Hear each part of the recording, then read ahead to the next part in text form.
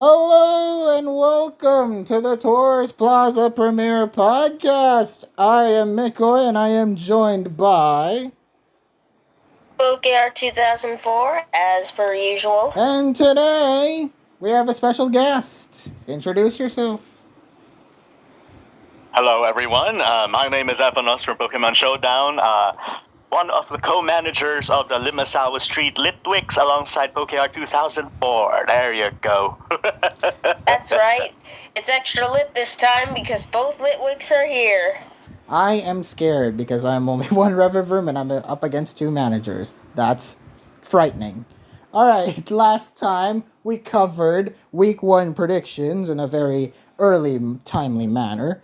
But today we're going to be covering Week 1 recap. What happened during those 18 games that no one has dead gamed in for the basically like the first time in a long time. TPP has no dead games at the start of the week. What do you mean 18 games? 18 games? Did I say that right? No, it's 24. 24. Why was I thinking 6 tiers? What is wrong with me? It's because you thought of 16. Not to mention, there are several best of 3, so in terms of individual games, there might be a lot more than that.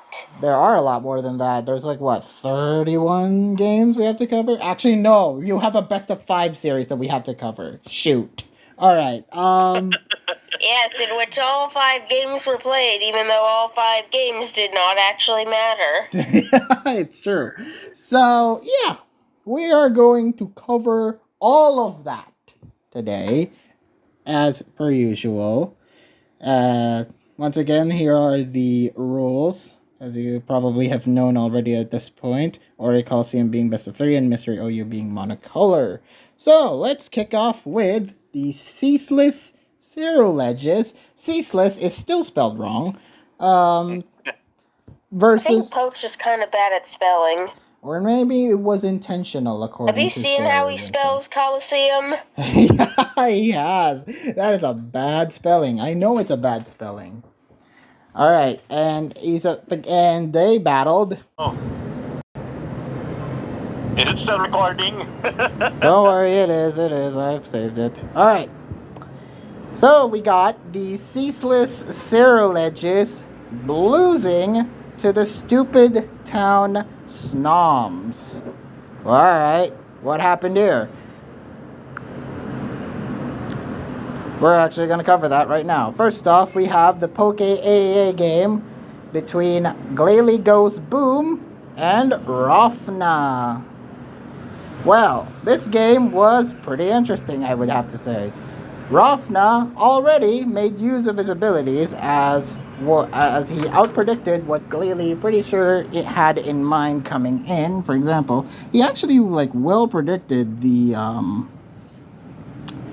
his abilities as he came in with this game. For example, Gliscor's well-baked body worked well against Heatran's Magma Storms, and Clodsar's Earth Eater being effective against Gudra's Earthquake that he brought.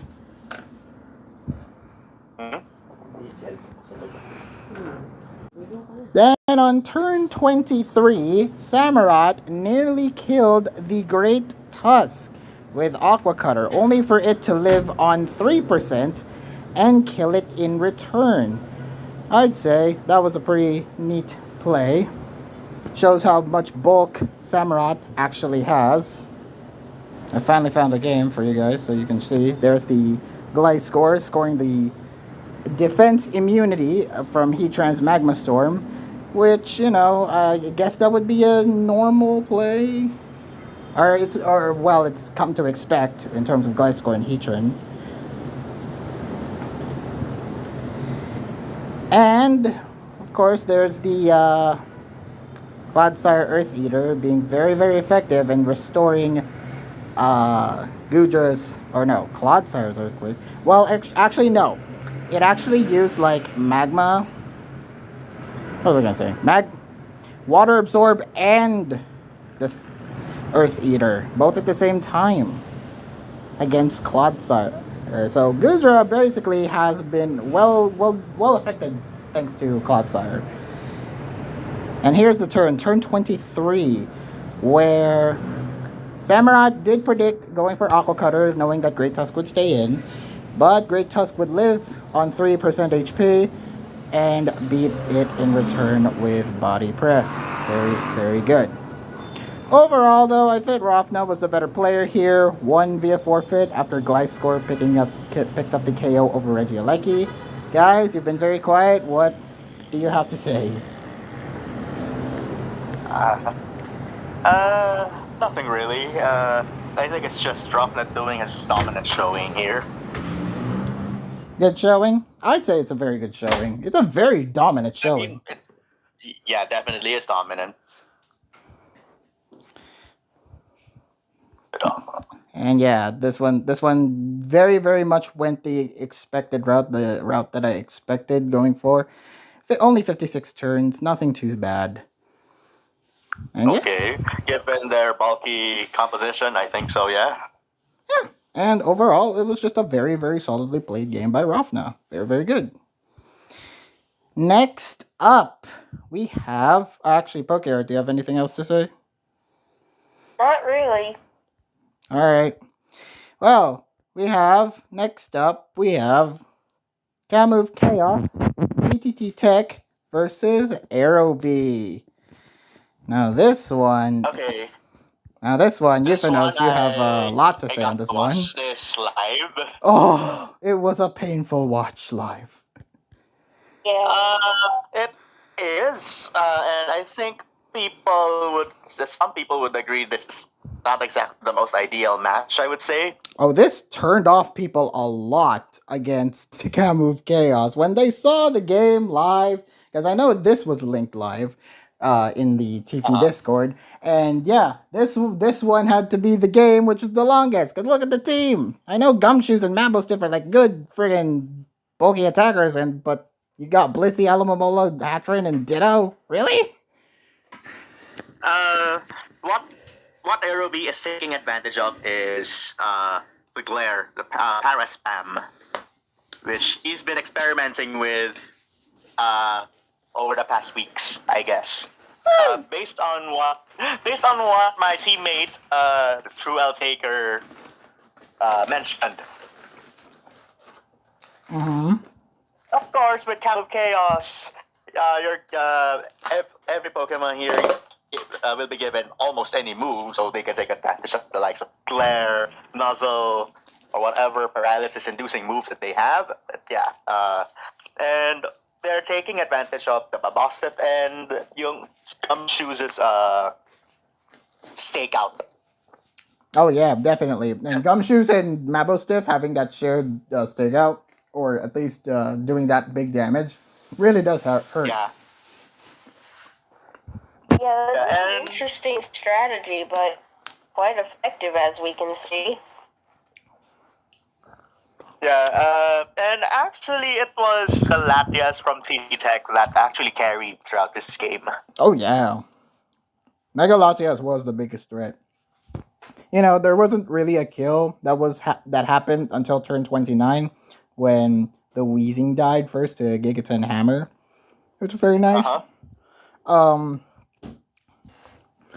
Then the momentum really continued for Aerobee, because over the course of the game, I thought Aerobee had full control of this game at the start, because he was like, he piloted the team well. He showed that he can really dominate, would give it a chance, and with this kind of team, very experimental, but it worked. Admittedly worked partially over the course of this game.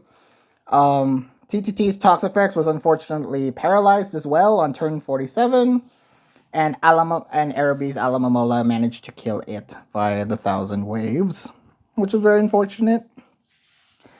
There was a slight hope spot on turn 66 where TTT managed to catch the Gumshoe's hard switch in and burn it using Skeledirge's Scald.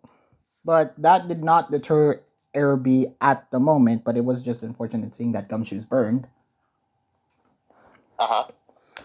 And yeah, it was just the Mega Latias that was the biggest threat for TTT, and he preserved it very well over the course.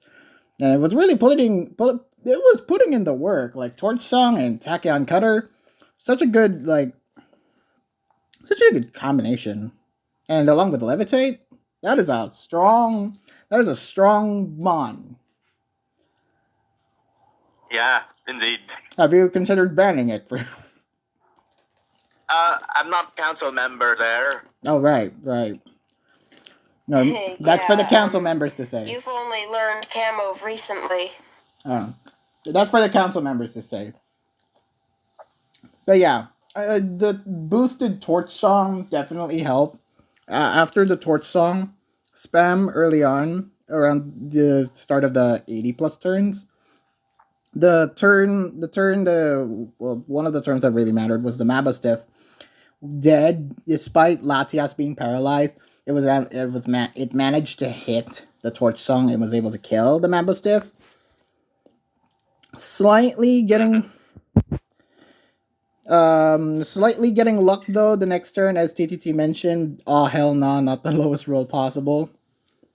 The Blissey surviving on the lowest roll. Or I think what he could have done is he could have used Tachyon Cutter there. If it's not going to Torch Song again. Would Tachyon Cutter do more damage? Because it will do more damage. It's like 100 compared to 80 base power. Oh yeah, and you boosted special attack as well. That's right. But yeah, it kept using Spectral Thief and Heal Order to really put the pressure against Latios for a bit there. Until, Tachyon Cutter would have worked that turn, because Tachyon Cutter ultimately became the decider to kill Blissey. Yeah. Netting the advantage and the win for TTT Tech. So well done to TTT for really playing it out, really playing that Latias to his extreme strengths. I think he just needed to bring Zito down before it goes out of hand. That's true, yeah. Yeah, in which he did take advantage of, or I think Aerobi doesn't have an out to deal with, so yeah. He sacrificed it immediately after being transformed into Skeleturge. It was just very cool. What a nice play that was. Yeah. Alright, next up we have same 6, National Dex, no Terra, Sayo versus Uta the Clown. Well, knowing what the sets were for this one, I was definitely surprised at who won. So it's Uta the Clown. So Uta the Clown, I'm not very high on Uta the Clown, but it's great that he got a 1-0 win. I was definitely impressed there. Uta immediately knocked out the Unknown in turn 1 due to the U-turn, ultimately killing that Unknown because Unknown is fragile as frick. And then Magnet Rise coming into clutch against the Mudstale's Earthquake. That was very good. Didn't know Raikou even learned Magnet Rise. So that's very good. Since that 4. was cool. I liked that. It was since Generation 4. Damn, and no one thought to do it when they built their sweeping Raikou. Well, I mean, there were 2 ground types here, so it makes sense. It makes sense. Utilize. Yeah. It does make sense. Yes. Uta then continued the advantage after the Raikou died, using Squawkabilly to kill Sayo's own Raikou, and even dealing good damage to Landorus. Sayo got a lucky shot in at turn 16. Mudstale avoided the Circuitry Toxic, then it dodged again the... Huh? Sorry, turn 17. Oh, that, yeah. First, they avoided the Toxic. Then Z Hypnosis was ultimately proven useless, as Mudsdale would then just kill Circuitry afterwards. I get the play, but still risky. If it hits, it's pretty good. Yeah, if it hit, it should be like a Circuitry sweep at that point. And yeah. Here's what I don't get, because they both use the hypnosis circuitry, but Seo used it at a very strange time. Let's see where it is. Oh yeah. I think he needs it to outpace Slanderous in the long run. Yes, he does. But that's kind of need of king level slow. Why'd he use it against a toxic Mudsdale? Maybe he was predicting the switch. Maybe he was predicting the switch. I don't know. I don't think you predict the switch on that. I don't know. You know what I think? Maybe... Oh, no. I was thinking maybe he could switch into Energy Ball if it's a special defense invested Landorus. But no! That Landorus is at 50 health. So, yeah. It would be very risky. Yeah, there's no reason to switch. There's no reason to switch, but there is also no reason to do Z Hypnosis either. There was no reason to do it, because there was no reason to switch. So Mudsdale ended up killing Circuitry there. And then the final turns, we saw the Mudsdale... Oh, actually, that's weird. Yeah, that's weird. They brought, I believe that is Hidden Power Ice Mudsdale. But most importantly, these... It's for Lando. Yeah, I know, but Landorus has... Well, Landorus can take Hidden Power Ice much more. I was going to say, Hidden Power Ice is a much more sustainable move on Landorus than on Mudsdale. But yeah, the Mudsdale was beaten. It also nasty plotted at the start of the turn. It was really just a real special Lando in that regard until it died to its own Lando. And Squawkabilly ended up doing the double edge on the final turn to kill Lando and win. It's fortunate the Squawkabilly never missed any move. They're expecting the hustle miss. True. Well, it's no Rufflet. I'm kind of impressed. It is the Rufflet. It is the Rufflet, but not. Yeah. So good job, Undertow the Clown, for picking up that win. Next up is Mystery OU. Now, PokeArt, we have some complaints about this game. I know. It's Cyril, TBH, defeating Siphicon. But you gotta be happy, PokeArt, because Cyril actually brought an interesting variant. Wouldn't you say? You mean Mono Blue? No. What I'm talking about is turn 1, where he used Sunny Day Cobalion.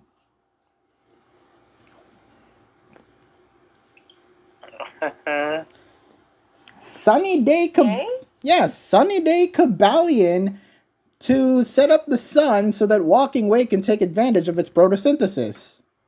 What? You're crazy. He also tanked a good secret sword from Keldeo, which was very nice, but really unfortunate that your sweeper's already begun with the yellow health. Ogerpon also dodged the body slam paralysis a lot from Jirachi, who really never got Serene Grace up before he was knocked out by Ivy Cudgel. I mean, Sasha also brought Sunny Day Cobalion. It's not exactly a unique set here. Well, okay, for a mono blue team, yes, but it's just normal. Even normal, I'm like very. In fact, I think Sasha brought the same team as Cyril, actually. Oh. Yeah, he did. Yeah, they did. I mean, they had the same idea. No, I think they literally brought the same team. I know, they had the same idea. They brought the same team. No, literally the exact same team. The same pace. Alright. Fair enough. Sasha said they got it from Stereal because I guess, it didn't really matter by that point in the week whether they won or lost. I guess, yeah. So they say, why not? You son. Okay. Yeah. I forgot to mention, turn 9, we saw the Goldango hard switch by Siphicon, which Roaring Moon was able to OHKO it with knockoff. I don't know what Siffy's play there was. Maybe he was expecting a dragon move or something. Maybe because Raging Bolt was Wait, out. what turn? 9. Okay, hold on. Maybe he was expecting like Raging Bolt, so just he's like, asking. duh.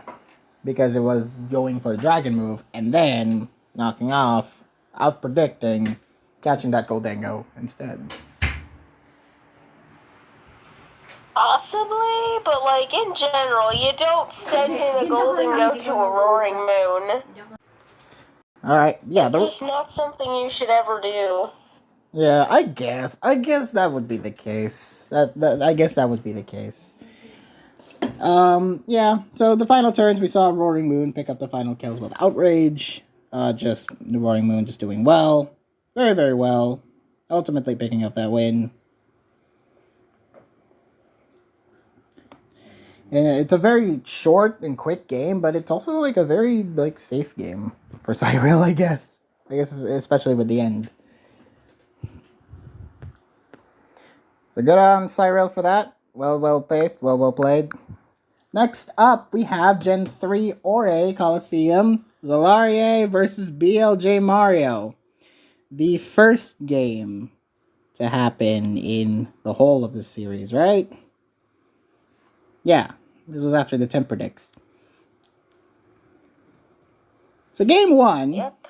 So game one, we saw the Zolaria immediately disposing of the Lumberry on Latias against Zapdos' Thunder Wave on turn 1, while Mario just disposed Latias entirely with its own Dragon Claw. I mean, okay, that's a fair enough start. It's also like a very immediate turn to be using Latias in, but hey, I'm not questioning Gen 3 doubles players. Mario then continues to set up screens against Snorlax's double edge, allowing it to tank further hits. And Metagross was allowed to explode, killing Zapdos instantly on turn 9. We saw a lot of Metagross explosion being used, and it was used very effectively here. You know what we saw even more of in this set? What? Paralysis. Well, okay, Zapdos was present. Thunderwave was just very, very good, okay? No, I mean full paras. Oh, you mean full paras. Gotcha. Yeah. So yeah, Mario picked up the win using the final kill. Latias picking up that final kill against the Metagross, and ultimately picking up the win. Then Game 2 hit. Game 2 started off really funny. Because Metagross immediately exploded on turn 1, killing the Zapdos almost immediately while Latias went for Protect, but Mario Snorlax went also for Protect, trying to go for a Thunder Wave to try to paralyze it, but boom! It just went explode. Latias and Snorlax was there. And then, good God, then Mario brings in the Wobbuffet. And let me tell ya, folks, Wobbuffet is OP.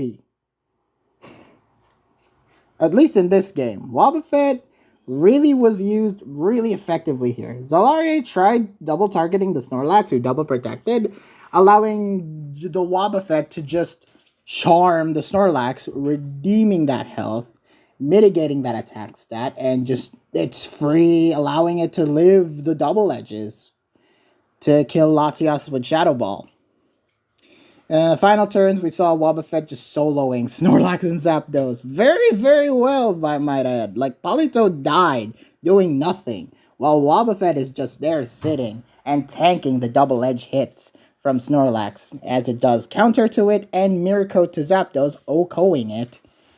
And yeah, the double edge recoil basically sealed the deal. Zolaria lost, Mario won. Yeah, it was very, strange to see, because, in the final turn, let's see, yeah. It was very strange. The Snorlax used double edge. It was damaged recoil, but the Wobbuffet gets paralyzed, it's unable to move, then Snorlax faints. What? I mean, Gen 3 mechanics, dude. Wobbuffet, again, Gen 3 mechanics are weird.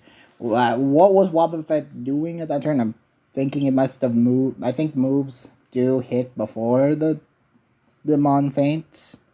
I don't know. Oh? I don't know. Gen 3 Or did mechanics they are just hit weird. before they died of recoil? I don't understand what happened on that turn. I don't know. I don't know either. Maybe it's just Gen 3 mechanics being weird again. It's fine. You picked up the win. That's all that matters.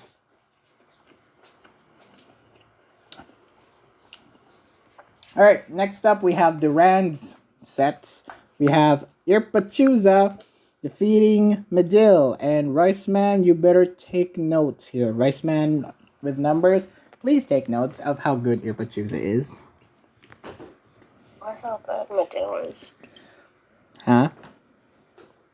I didn't say anything. Okay, fine. So game 1, we saw Medil leading for a tiny bit. We have the Indeedee knocking out the Vika Volt with a hard switch, and Zamazenta Oko the Pyro with close combat. Starting off well for Medil, but Poltegeist just went in, and Shell smashed its way to sweep the rest of Medil's team. Terra fighting to hit multiple Focus Blasts. Focus Mist did not. Even, the weird turn here. Turn 10.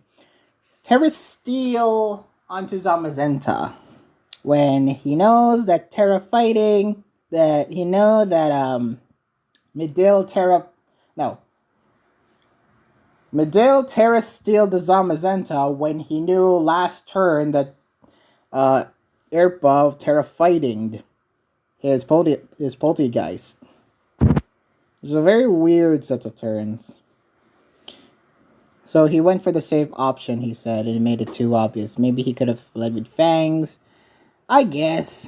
But the safe play and the fact that it outsped already, it was just a weird play. But yeah. Overall, Poltergeist just went in and won.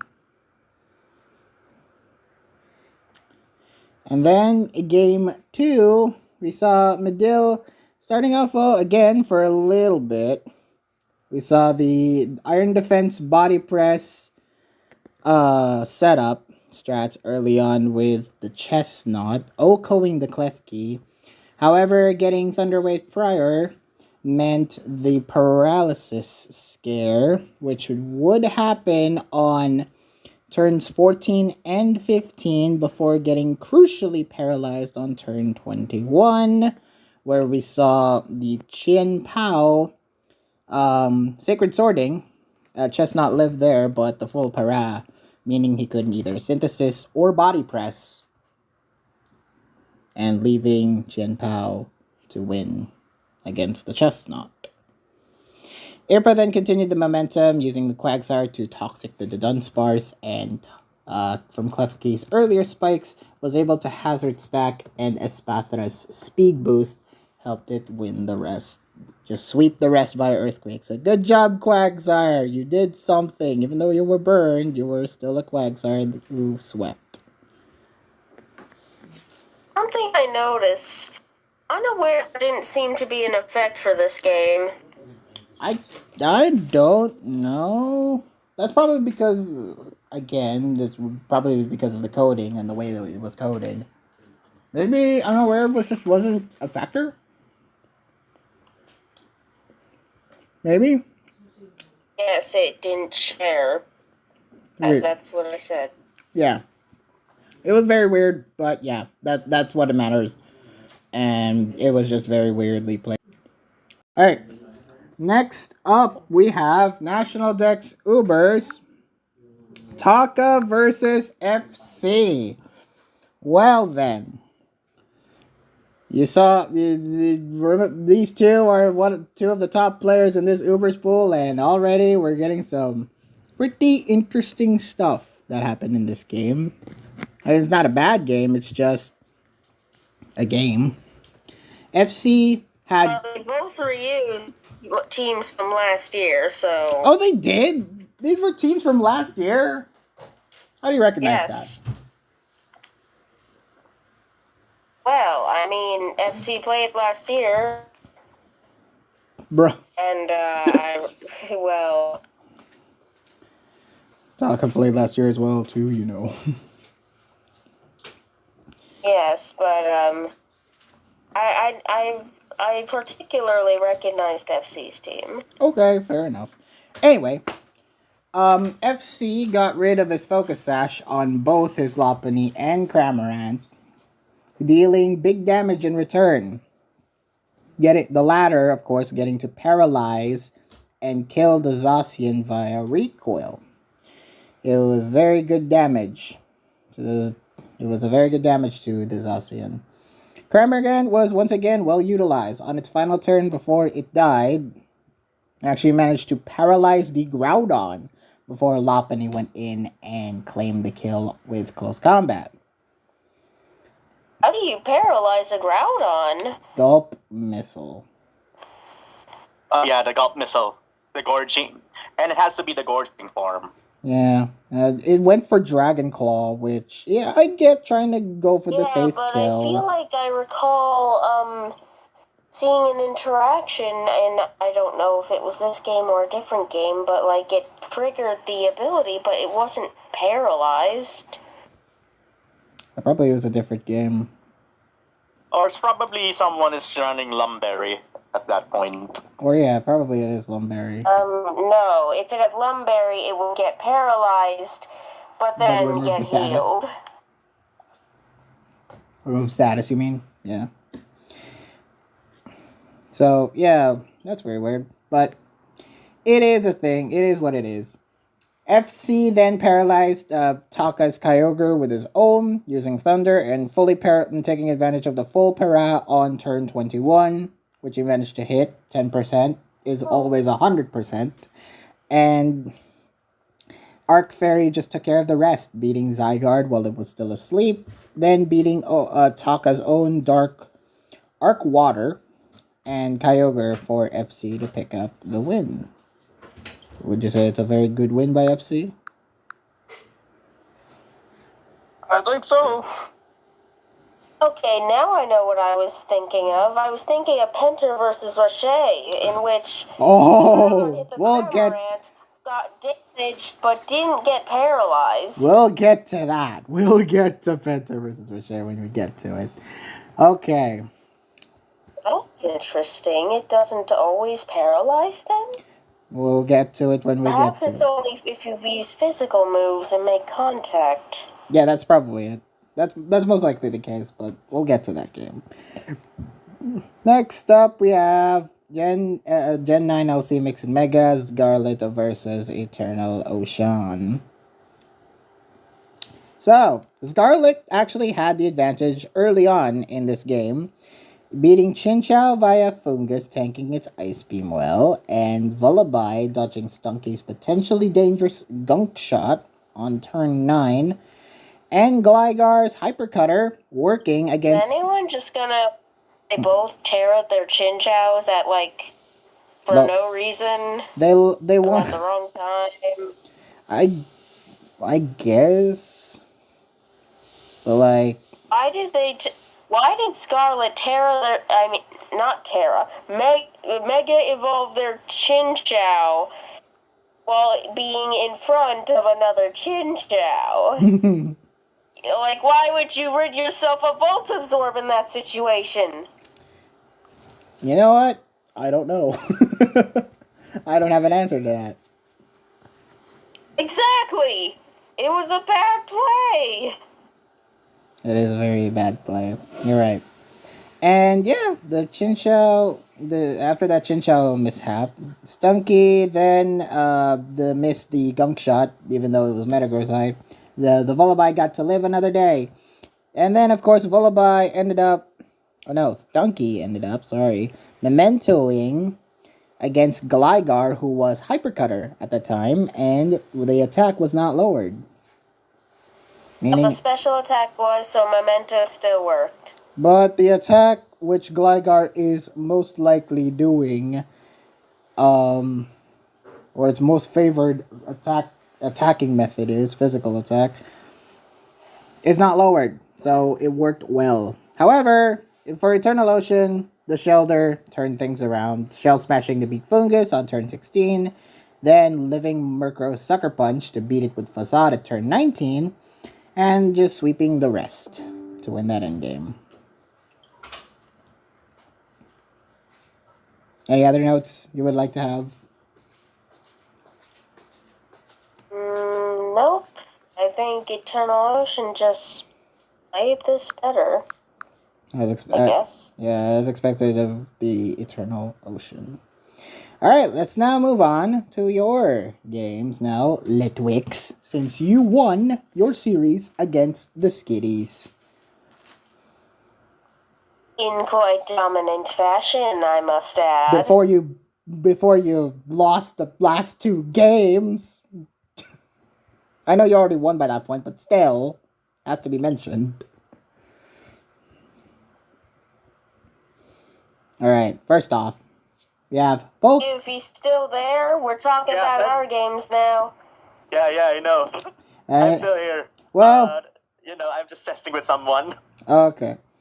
Okay. Alright, Gen 9 Poke AAA. We got Panu versus Miss Crisis. One man to describe this game. Garganackle. This is the one that I actually watched live. And from the looks of it, he's very aggressive in Garganacle. He's got very aggressive with Garganacle, and then conservative. He has to keep itself healthy, and then when it comes to beating with Salamence again, it got succumbed to such things. Yeah. So yeah, Garganackle was just walling and stalling with against Miss Crisis here. Occasionally switching out, of course, using the Sandy Shocks and Glamora with against the Sandy Shocks and Glamora with Tinglu and Toxtricity to take most of the brunts of the hits, while Garganackle just sat there, stalled, and walled, as it's typically known to do. Even going against the Salamence. Like, Salamence and Empoleon were dead, and yeah, it was basically, it avoided trends, Psychic Noise, and it kept switching out at that point, so it was doing its job. It didn't avoid the Psychic Noise. What are you talking about? No, it switched out from the Psychic Noise. That's what I meant to say. Yes, when it was because Psychic Noise nullifies the leftovers recovery because, it's the heal block thing. Yeah, but it also was water absorb, so it can. So we found that out in turn 31 that, he just hates flip turn.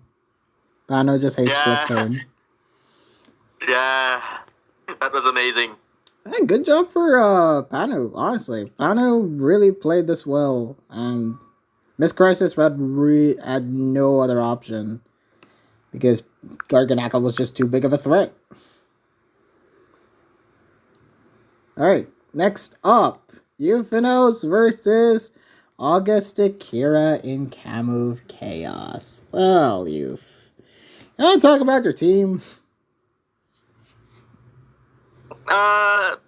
My team is just a good old balanced stick, and I was torn on who one of my attackers, the special attacker be. I've got like the likes of Goldengo, lots of Pokemon. Goldengo, Altaria, maybe. I can't remember who the rest are until I stumbled on Speed Boost Yanmega. Yanmega, man. You ultimately decided on Yanmega, which, you know what? Fair enough. That thing is a beast.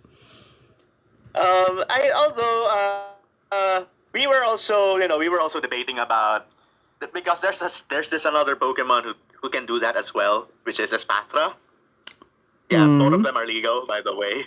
Although I was after the power over speed at that point, and it's offensive anyway.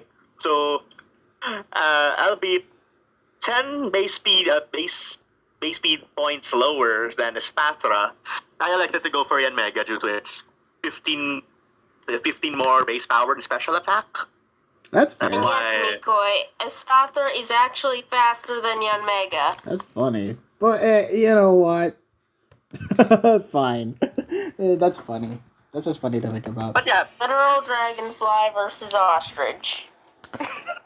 I know. It's but yeah, given the looks of the team, I actually took advantage of like Canrock Dusk in the get-go because it can knock off things. It's a crocodile-esque type combination with Tough Claws boosted knockoff and Headlong Rush. Oh wow. Nice knockoff. Yeah, and then I actually find this one Pokemon interesting. Terrapagos with Terra Shift. It's a water fighting variation. It's a water fighting variant. It can do body presses and all. The reason why I love that is because of the Terra Shell. Oh, Even if it's a weakness, as long as it's in full health, it's like multi-scale, but it can distort type matchups. We've definitely see a lot of Terrapagos usage in VGC during Worlds, so we're very accustomed in seeing Terrapagos. And yeah, and of course there's the good old Slowking, and of course the one Pokemon that made me hatch a plan. It's this good old Iron Bundle with Armor Cannon and Flirt Cannon. Dude. I would have wished Mega Launcher would have boosted all the cannon moves as well. But Dude, anyway, it imagine has that. trick because I've seen Blissey coming in. It's a normal ghost, and then Yeah, My that's plan has been already hatched. like that's already like the given mon to do the trick. Yeah.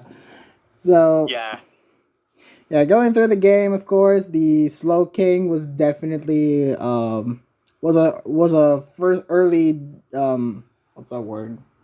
Disruptor.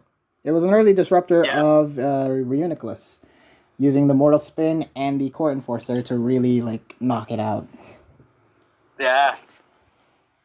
And then the Z Haze to fully heal your Terrapagos against the Volcanon when it was trapped. That's a very good play. Especially when it was low. Like, Z Haze ultimately, like, restored a lot of its Yeah. health. And even though it was recovering, we knew it was going to be recovering. But you just Yeah. kept body pressing because you were stuck in the Magma Storm, which is okay. I can flip turn anyway, but I can use flip turn while he just spams heal orders. I don't mind. That's true. But yeah, there's the turn 21 where you managed to predict the Blissey switch in, and the Scarf definitely helped tricking away, and you got the heavy duty boots in return. And then a crucial turn, a turn 38, where Yanmega broke through the sub of your against Akira's Mega Lopunny. And Lopunny instead used Combat Torque against a normal Ghost type. Actually, it's not the turn 38, it's the crucial turn. I Which think one? it's 2 turns It was prior. not. Oh, it was the crit. Oh, yeah. I Youth forgot and about Youth and I know what the real crucial turn was. turn He 36. explained it. Yes, it's a because we just found out that Core Enforcer actually triggers its effect while hiding under a substitute. So, which means that while the opponent is hiding under a substitute, that is one of the most crucial mechanics that we just discovered. We recently discovered, and that prevented Scrappy from working against the normal Ghost Gen Mega. Yep. Okay. It would have worked normally. Okay. That's good information to know. And yeah, Core Enforcer is is that interesting? It's very interesting. Yeah, Core Enforcer is actually good, but it's best used on slower Pokemon. Yep, Slowking. That's, Slowking definitely takes advantage of Yes. that. Yeah. Yeah, well done, you. Very, very, very good matchup, and a strong win. Just a very strong win in general. Yeah, I really can't get over with that win, not gonna lie. Very proud of it. All right, next up we have the National Dex Same 6 matchup between Dreepy Airlines and Dex. So, again, this one we caught live, and oh boy, this one was one of the most expected games, but also kind of one of the most interesting ones, I would say, from the Same 6. The Tapu Coco. I only have like short notes for this one because the Tapu Coco was truly the MVP in this very short game, paralyzing the Colossal on turn 7 and beating it. Into full para. Yeah, into full para, and then HB Ground just took care of it immediately. Then Pyukumuku with Calm Mind, and then I spotted this game. I'm like, okay, it's gonna sweep everything. It even got through the Tornadus Wakanberry, which okay, and then Z Power Gigavolt Havoc at +3 didn't kill the Pyukumuku until Poker you reminded me that, oh yeah, Unaware exists. It's not just for innards out. Yeah. It's rarely ever for innards out, and considering there are multiple stat boosters here, Unaware is very much the ideal. You don't want to get caught by a Shell Smash Meteor Beam Omastar without Unaware, after all. Nasty Plot Thunderous, and especially Tapu Coco, which it ultimately died to. But yeah. The Paralyzed, Dex even argued that he insta-lost without the Paralyzed. But I don't think it would matter. I don't know. I don't think Dex won even without that para, considering I did a whole lot of counts based on his own sets that I got from class after the game. And Bro is gonna Rock Blast. Oh. Well, if he was gonna Rock Blast, then yeah, I don't think it would have mattered. Yeah, it won't. It won't matter. Yeah, ultimately. Not to mention, even without the amount of boost Tapu Coco had, like, with 2 less boosts, I think Gigavolt was still a guaranteed kill through Wakanberry, and I think, oh yeah, definitely. And I think T-Bolt had a good chance to kill. Oh, definitely, yeah. This is a very strong case of that. Yeah. Besides, he sent out Pyukumuku instead of, Torn. He did. Which, he did. That is what auto lost him the game right there. He did. It was a very strange play. You gave Coco probably the a strange build on Dex's end, maybe? Probably a strange build on Dex's end, maybe? I don't know. I wanted to. Or probably the mirror. I want to get. Yeah. I really want to see the team. So, unfortunately. What do you mean strange build on what? On Dex's end, about the Pyukumuku not having Wakan instead of Torn. Oh yeah. Pyukumuku. No, he literally used the most standard Pyukumuku set imaginable. Yeah. Which sucks here. That sucks here. Like, literally, it's beaten by sub, and that's it. Why would you run Which is a good play tauntless on Pyukumuku here? Because, like, that can actually stop you from setting up and force you to attack, and it forces and allows the Pyukumuku to, like, counter slash mirror coat. Like, taunt Pyukumuku is what you want to see here, and I don't know if he had it, but, like, his Pyukumuku set sucked, I think. I don't know about that, but I think it would have been nice if there's like Z Memento at least. No, that's not good here. That's not good here because you need Pyukumuku alive. Oh, you need against the Tapu Coco, which Yeah, it's a good momentum on Dreepy's end anyway. Oh yeah, definitely. Like, Dreepy really played this 100 times better. So it was definitely good momentum. Next up, Mystery OU, we got Mate versus Sasha. That sigh is good. It's a good indicator of things, Pokeart. Good sigh there. It doesn't matter this week, but I'm hoping to see no chokes like that in future weeks. Don't jinx it. Mate started off strong using the Koma-O again. I didn't even notice that the Sunny Day included with Taunt against the Cabalion against the Koma-O, which ultimately Koma-O ended up killing it after setting up the Reflect from the Klefki and using the Iron Hands to tank the Walking Wake's Flamethrower in order to Oko crit Glamora before being taken out by that Walking Wake. Mate's Kyurem then defeated Ogerpon via Freeze Dry after it critted through its sub, but then was kind of beginning to lose steam after Iron Crown Terra Fighting and beat Iron Treads and Iron Boulder via the Focus Blast and the Tachyon Cutter, respectively. So I feel like it was starting to maybe Sasha may have this.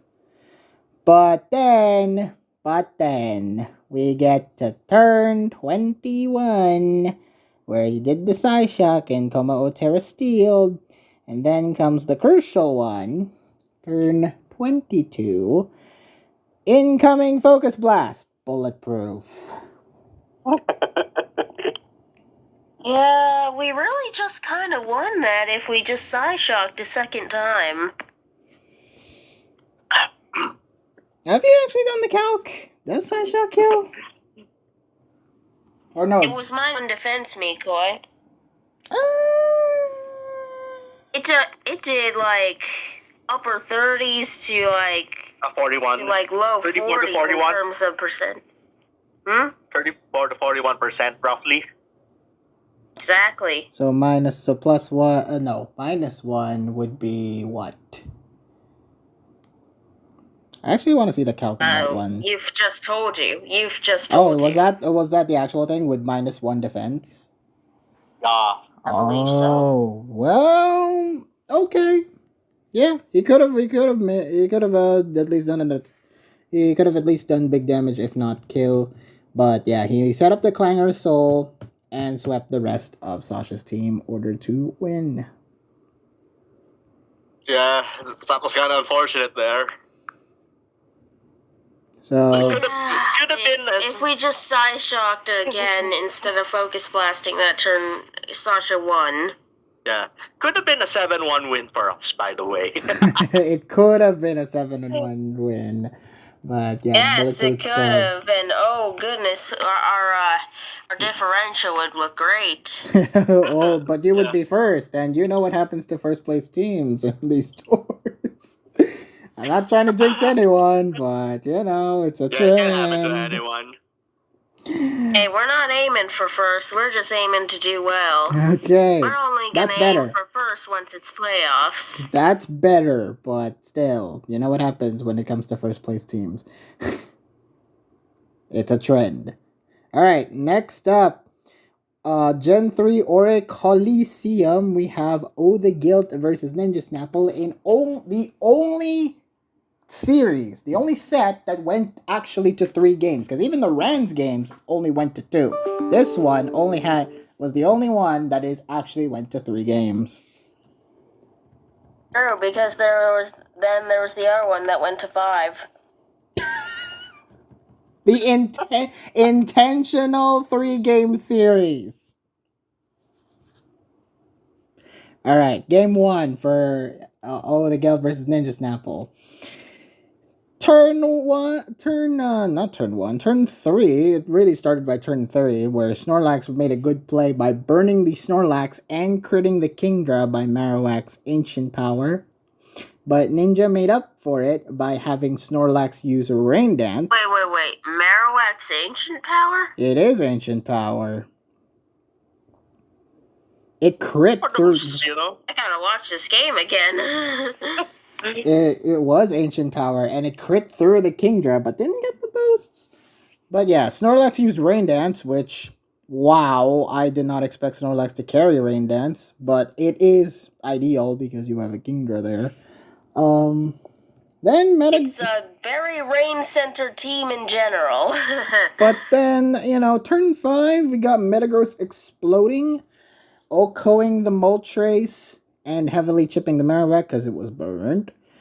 And having to sack Hariyama due to Marowak clicking Earthquake and beforehand. Okay.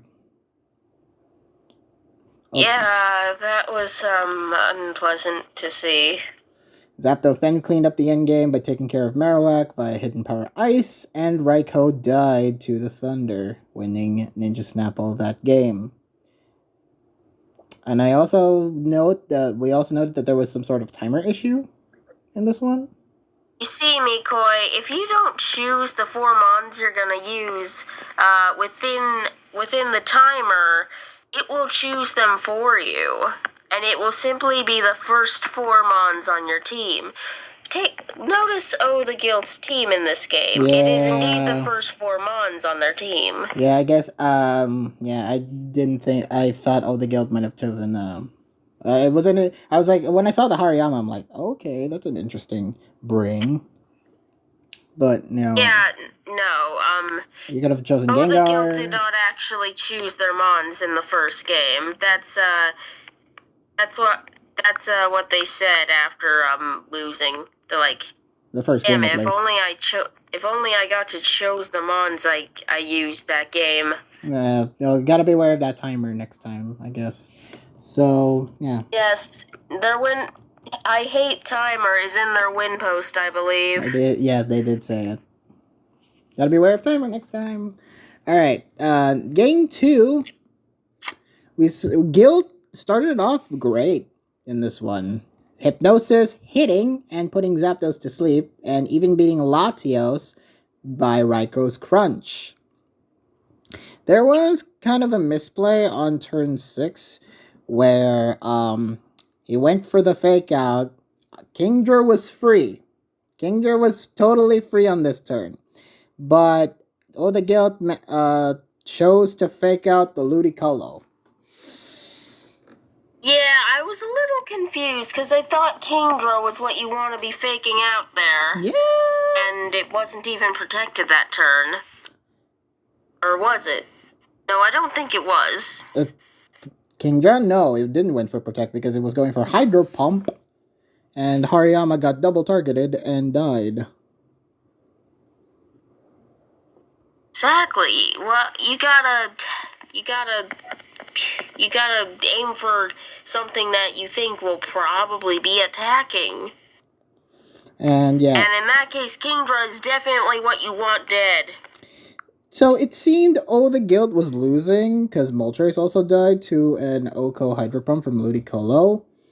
And once again misplaying on turn 10 when he targeted Kingdra to do the Thunderbolt when Zapdos was free because it was asleep.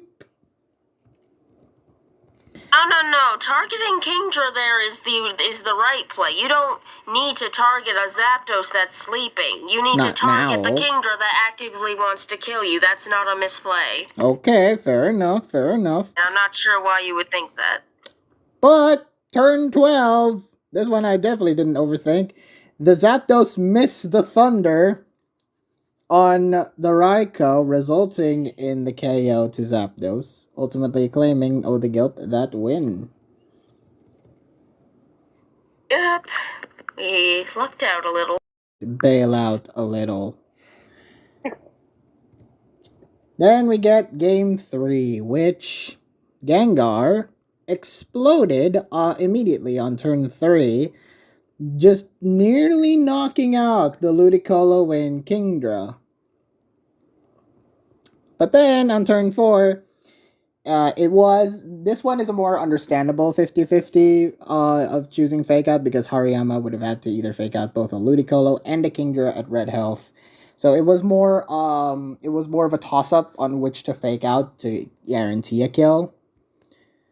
So he targeted the Ludicolo. That's true. He targeted the Ludicolo when Kingdra was free.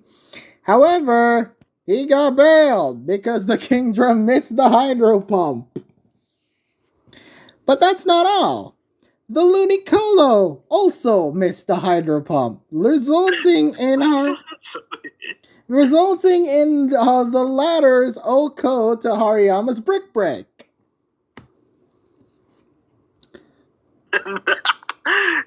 Okay, I thought that would be a sarcastic way of saying that was an awesome team.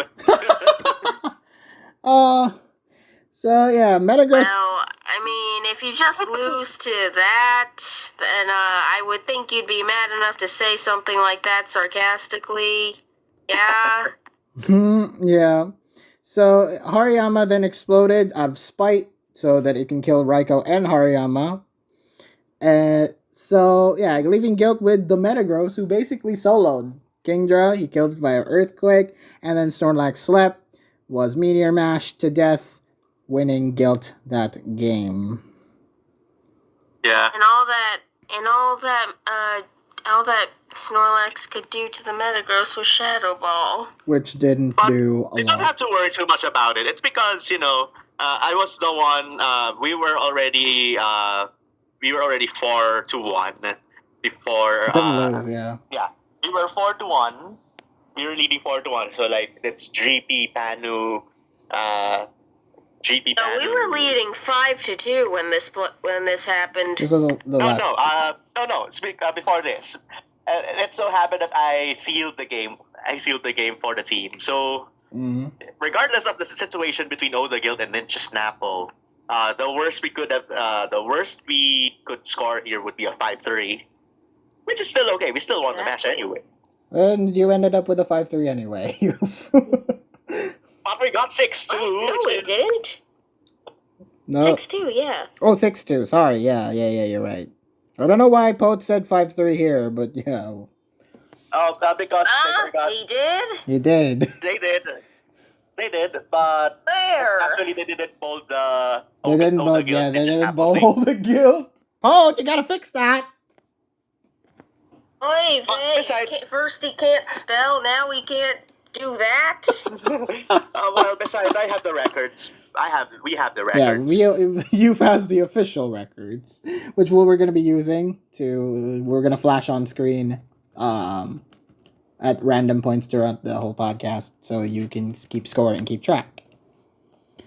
I see what you mean now in the thread. Hopefully that's not what it says on the spreadsheets, if there are official spreadsheets. Youth has his own spreadsheet. It's fine. You're corrected.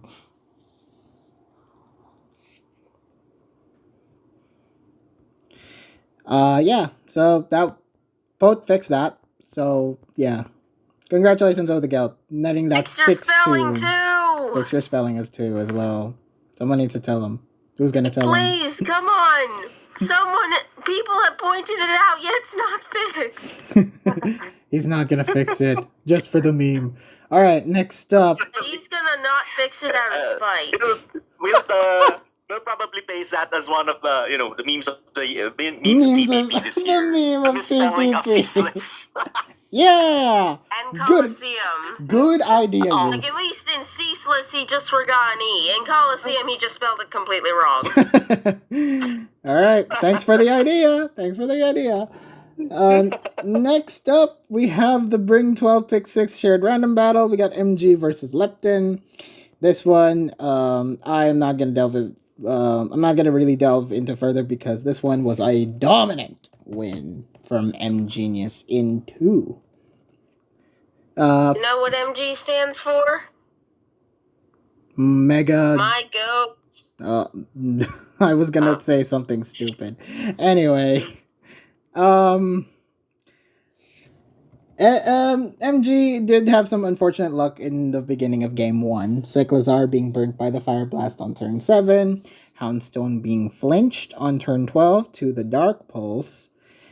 And yeah, it was just a first like initial like, oh god, what is happening to MG? But he pulled it back with Sylveon being the MVP in this game, using the Terra Steel to defend against Eternatus' Sludge Bomb, and just basically swept the rest of Lepton's team after Terapagos died.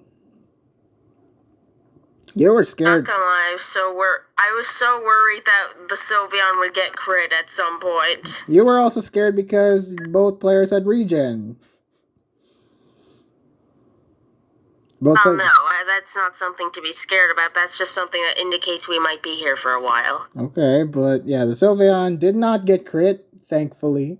You could breathe a sign of relief there, and ultimately you won with the Sylveon. Game 2 was a clobber. Was a clobber, a knockdown, drag him out clobber, where MG just used the Terra Fighting Mew to beat Gujar via the crit close combat on one of the early turns, turn 9, I believe, and then turn 10, it even lived the Regieleki explosion, which then MG utilized to beat the Regice through another close combat. And then Sand Slash basically took care of the rest, killing the Empoleon and the Terra Psychic Slowking with knockoff to win. Yeah, that was a very funny turn to me, because Bro Terra Psychic expecting to live in Earthquake, but no, knockoff, No. which was super effective either way. I wish MG would have Terra Dark just to be like, haha, but you already Terra'd, so... That Terra Fighting Mew, man, that was the goat. that was crazy. Also, I found it very funny how even though Regieleki literally exploded, the Mew still lived, even with lowered defenses. Right. That's just how... Regieleki's weak as hell, man. Well, in physical attack, it's weak. Alright. Clearly. Next up, we have the Ubers game. The National Dex Ubers Bobs again versus Glory. Bob Smeargle did well early on, using the rocks with Stone Axe, despite the multiple defogs from Yveltal. It lost to it, but then Zacian just followed up by Oko critting Necrozma and Wild Charge killing the Arc Water, which was a very good start for Bobs again. Marshadow... Yeah, the crit on Necrozma was pretty unfortunate for Glory, but I think it was sort of made up for later. Yeah, the Poltergeist crit. Well, an eye for an eye. An eye for an eye, indeed. Marshadow did try to reverse sweep because, yeah, as you mentioned, the Oko on Mega Rayquaza. Catching the Cramorant, roosting to kill it on turn 29 before the normal Arc Psychic came in and beat it along with Xerneas. So, a very well played turn by Bobs again. Yeah, that crit was unfortunate.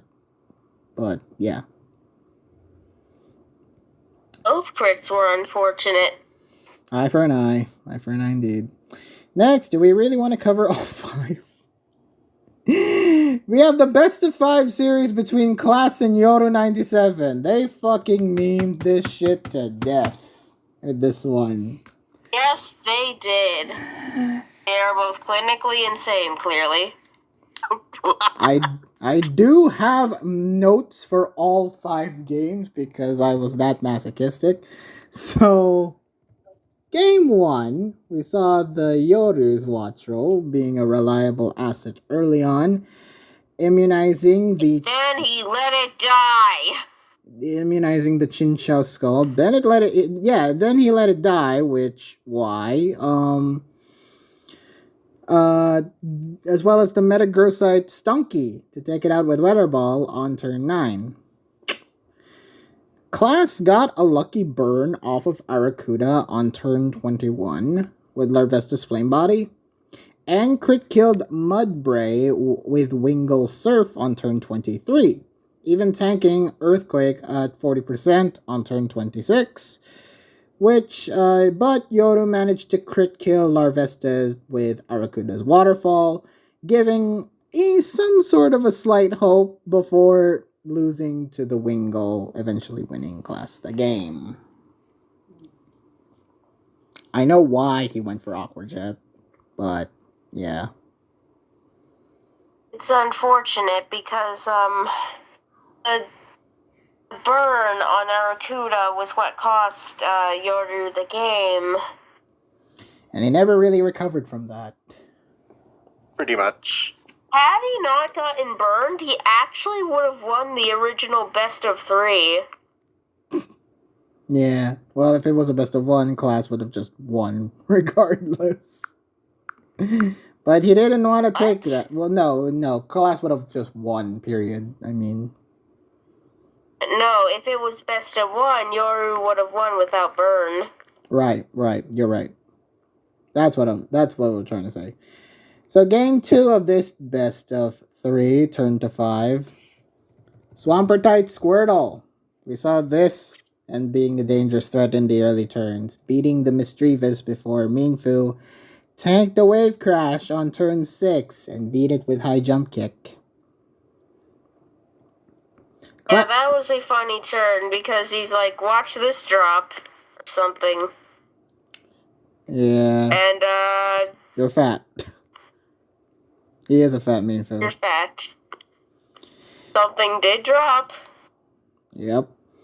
Ultimately, though, class had the stronger output with this one, beating the Sandshrew Alola with his own via the Brick Break, and won with Fungus against Arakuda, winning class. Already, he won already the best of 2. The best of 3 series, but they wanted to play a third game, because why not? Yeah, they were going to play all 3 games regardless. Let that be known. Well, covering this game 3, Yoru Stunky did have bad luck in the beginning, being burned by Larvesta's Flame Body and losing to a Protect Girafarig, resulting in the knockout. Yeah, and Yoru just continued the unlucky path, losing the Sweeping Shelter to a Hyper Voice. Minfu unable to knock out Shellos with the high jump kick. No, that wasn't even unluck. That was just kind of a dumb play. I wanted a third boosted Shell Smash, I guess. Yeah, but like... Why? Class had no reason not to attack that turn, so... Right, yeah. Right, yeah. So why even try? And yeah, Minfu was not able to knock out the Shellos to high jump kick. Larvesta also living its high jump kicks to heal itself with Morning Sun. And Gligar just got burned by Larvesta's Will-O-Wisp, which you can see right here at turn 20. Then Sandshrew Alola turned things around pretty slightly, and it was able to win Yoru the game using the triple axle to crit kill Larvesta, then took out Vullaby and Fungus before losing the Girafarig. Then Gligar's Earthquake took out Shellos, and Voltorb took out the Chinchou, winning Yoru the game. At least he got a win. At least. But then, so you think the best of 3 was over, but no. Pokeart just had to mention that you wanted to go for best of 5, so you gave Yoru hope, and then boom. It was a joke. I crossed it out. You were the catalyst in prolonging this series even further to a best of 5. Ah, good lord. So game 4 then happened, with Arakuda immediately getting knocked out by Vullaby on turn 4, even with the Sable Knight boost, netting class the immediate advantage. Then Wingull became subject to crits a lot. First, Vullaby crit it when U-turn on turn 7. Even Yoru was pretty pissed that you asshole, please stop critting me. Then it got a crit of its own by critting Fungus to death with the turn 10 via the Air Slash. Even pointed out kill, and he did get the kill. Arakuda made a good play on turn 16, predicting the Larvesta switch by flick turning and pivoting to Watch Roll pretty easily. And after a couple of offensive turns, the endgame saw Stunky beat out the Lopunite Arakuda with a Sucker Punch, and class's own Arakuda won against Sandshrew, winning class the game. He already won the best of 5, Pokeart. By that point, he already won the best of 5.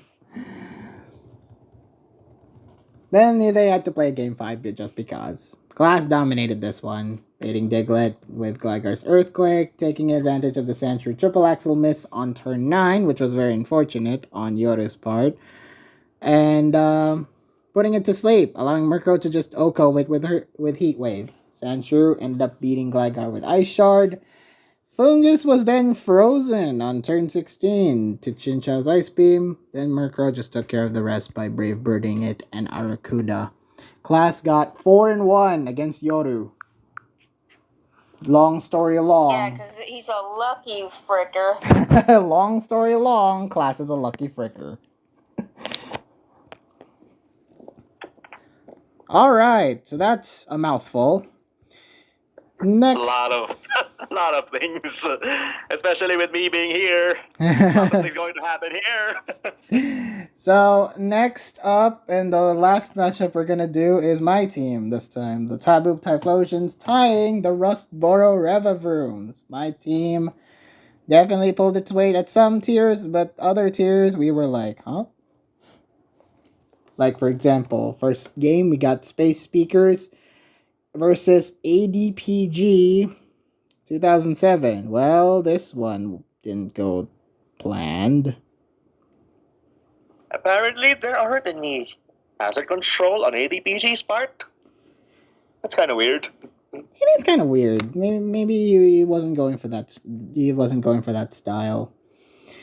Yeah, Space just kind of outpaced ADPG early on. The Iron Boulder beat the Iron Crown and Slowking. Tinglu was set as a spike setter very efficiently, occasionally switching out when necessary. And yeah, in the end, it was just too much hazard stack, as the rocks the rocks included was put up, along with the layers of spikes that were being set. And Space just naturally kept chipping away at the rest of ADPG's mons. Yeah. By scoring Greninja picking up the kills as Space won the game. Yeah. That's attestable. Yeah, good play. It was a pretty long game, but it was a very good display by Space Speakers. Okay. Next, Kind of good. Next, I feel ADPG played better. What you said you could have played better? Yes, he played better. He pulled his weight. So I'm proud of him. Next up, we have the Dragon Master versus the Hisui region. I was not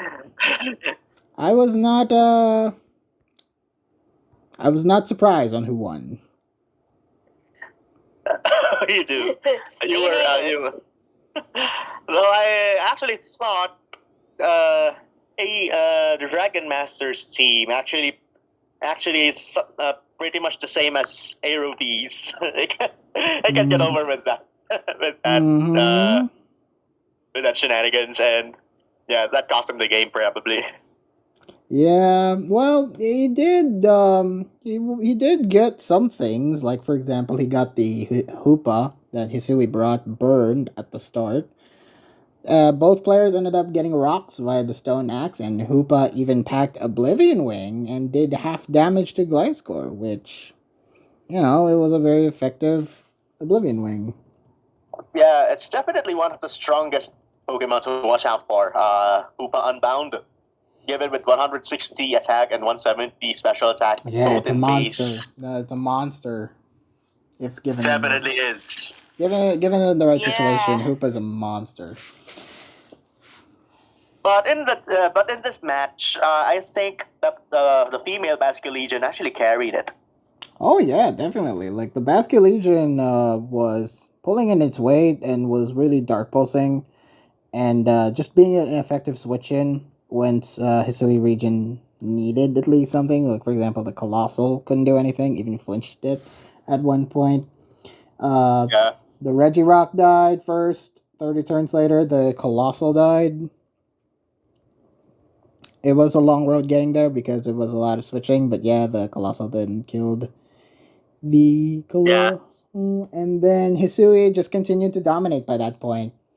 Spectral True. Spectral 3 Cresselia took away a lot of Skeletor's Calm Mind boosts on turn 50, and Basket Legion crit killing Gliscor after multiple Roost and Spike plays on turn 67 ultimately cost Advata the game. Hisui region dominating there. I think Advata just did a poor job of keeping his Mons healthy, while Suri region took every opportunity to keep them healthy. Which was a very smart move. Very, very well played there by Hisui region. Advata may have gotten unlucky, which made his job harder, but he still wasn't taking the opportunities he needed. Hopefully that Blaze improved this week. I sort of doubt it. You have no faith. Next up, National Dex. There's a good reason for that. Yeah, I know. National Dex same 6. No Terra. We got Lechen versus Carl Dude Guy. There was unfortunately. Champ was not wrong when he said that this match would be overcooked. Overcooked, and overcooked it was. I mean, Carl was definitely pulling his weight building in accordance with the team chat in National Dex Same 6, proving it to be the most active chat. Yeah, Carl missed an unfortunate Leaf Storm on turn 5 against the setting up Minior, which ultimately pulled up the screens very well, allowing Lechen to set up Iron Defense and for Body Press. Body Press Metagross only to die to Earth Power Toadscroll in return, though. And then I have to say, interesting that Carl's Toadscroll was Life Orb. Offensive Toadscroll is not something. That was one of the suggestions I saw. That Carl wanted to try out, and yeah, it was a good bring. It was a very good bring. Yes, it was. Carl's Metagross, though, continued to be the MVP. You beating the Minior via Meteor Mash, and breaking the screens with Psychic Fangs to then lose to Chestnut, which Grumpig took. You wouldn't look at this and think screens are coming, but like it came and Carl was ready for him. Yeah, it was. Psychic Fangs was definitely better suited here. Also a Terra Balloon. No Earth Power there. Grumpig took care of the Chestnut afterwards, and then and then the final turns we saw the Garganackle explode on Lechen's own Garganackle was the remaining mon, because Toadscroll died to an Ice Punch from Garganackle. Grassium Z, Bloom Doom ended up carrying Minior to beat Garganackle, and Carl took the win. Not surprised. Picking up that win. Alright, time to talk about my game. Me versus Tempo de Anguria in Mystery OU. I was kind of surprised that Tempo wanted to play a day early, but I had nothing to do, so why not? Yeah, so questionable turn 1 from me, definitely. You see, it was a pretty Hawlucha weak build. Mono Green definitely is weak to Hawlucha, so I led with that, which, okay. You don't lead a Hawlucha that isn't set up! Yeah, it's not, why didn't I? Maybe I was just too confident that, he is gonna lead with Rillaboom to start off against, so I'll just bring the Hawlucha in just to mess with him, just to get the early setup and be done with it. But no, he led with Masquerada. Okay, true. If Hawlucha, if he did lead Rillaboom, it would be good. But it would be very good for you, and it would be possible the exception to here would right be off. Triage Comfy. No, you see, Mikoi had Terra Steel Hawlucha. Terra Steel Hawlucha. Yeah. I did have a Terra Steel Hawlucha, which, Yeah, it would have been good against the Comfey had I kept this Halucha alive, because on turn 1, I immediately sacked it to the freaking Meowscarada with Triple Axle. Why didn't I freaking switch out? Yeah, like, I can understand leading it, but why the hell did you keep it in? Maybe I was just too confident, okay? Maybe I was just too confident that it was gonna U-turn. But, yeah. Decoy, Meowscarada carries Play Rough and Triple Axle. I know, and I had no good switch-ins either, Pokeheart. You gotta understand, I had no good switch-ins. I wanted Better to just sack something that ain't Halucha. like, for example, the T-Tar, which I immediately switched in. But this was already decided that I lost immediately by turn 1. I know I suck, but yeah, I didn't have to suck this bad. So I ended up going for the knockoff on the Sandaconda. I still played like normal, like, how would you expect an OU played game to go around, especially with the team selection that it is. Yeah, after a while, I also expected here, a little side note as well, on turn 9, where I had nothing to do, I was really happy that Halucha went for Swords Dance. I was like, yes! I could do the thing! I could just Stone Edge it and crit and kill it! It didn't get the crit, which, well, Tyranitar ultimately died too, so, yeah. Bad choice, but it did lead me to set up the Comfey and get that free kill. But then came the problem. Turn 11. I Terra-Fired my Comfey against the Rillaboom. That was correct. That was correct of me because the rest are weak to fire. The problem lies in why did I not set up with Calm Mind immediately and went for just the attack? Yeah. When I saw you Terra-Fire that Rillaboom, that Comfey, I thought, okay, I think he just wins now because you Calm Mind and then that's it, right? No. And you didn't Calm Mind. I'm like, no, you idiot! What are you doing? You're throwing it. I know. Why did I immediately went for the attack? Maybe I was just scared that Rillaboom might be packing something huge, but I was Terra-Fire and I was Grassy Seed. Going for something that can kill you that turn because it doesn't know you're Terra-Fire. Right, and yeah, that was a bad play on my end, going immediately for the attack when I just should have set up with Calm Mind. I would have done much better outpacing this other Comfey, who ended up doing the Terra Poison and tried to set up with its own Calm Mind. We went for a +6 race.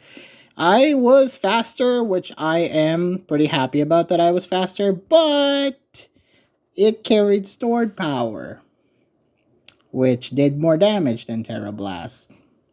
So yeah, I oughta lost by that point. Unfortunately. I'm betting Tempo was sweating his boots, shaking his boots, probably hoping you yourself were not stored power, because if you were, he lost. Yeah, and if I was stored power, I would have clicked it immediately, but nope, I did not have stored power because I had Giga Drain and Healing and Draining Kiss as the other two moves. So yeah, I lost.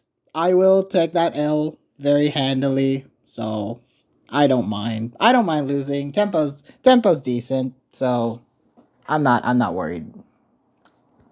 Starting off with an 0-1 though, which is sad. I've been getting a lot of negative records. I wanted to keep at least TPP to be either positive or neutral. But fine. Starting off negative, it's fine. We can come back. Next up, Gen 3 Ore Coliseum for Furlong versus Yuki. This was just very, very unfortunate. This was so unfortunate. Yeah, but, I think Furlong just kind of outplayed, too. He did, but we brought Registeel, which, just wins. Does it, though? I'd say so. It was packing freaking iron defense and it wins if you amnesia. get no crits, but if something's being on the field that long, you would expect a crit by that point. Eventually. Yeah, you would expect a crit by that point. I Plus, guess. it also relies on not getting status, which, I mean, if you keep hitting it with moves with a chance to status, it will eventually get status. Yeah, the expectations was definitely there. We were playing with Gambler's Fallacy a lot with this one. We tried to scale, Yuki tried to skill swap a lot with Gengar, Latias, and Registeel. Knocking away the Latias' ability to be immune to its Earthquake, while Metagross kept claiming the kills. And then towards the end, we saw Swampert ultimately freezing the damn Registeel with Ice Beam, and Metagross also crit killed it with Meteor Mash, winning that game 4 for Lam. And then the game 2 was basically the same thing, but we started off something different. We started instead with Aerodactyl and Latias, but Metagross immediately took it away because we did the thing that we were scared of, because it was Explosion Metagross yet again, breaking through Reflect on the first turn, and then boom. Just killing both immediately. Registeel can 1v4 this if it was given the chance to set up properly and have managed to avoid the status, but nope.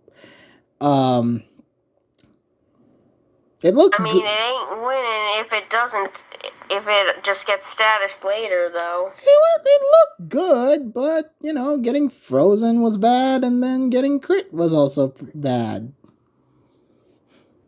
Eventually picking up the All win. things that happen eventually, to be honest. It was really, really unlucky. I hope Yuki will make us proud and bring in Registeel that actually does not get lucked out like that.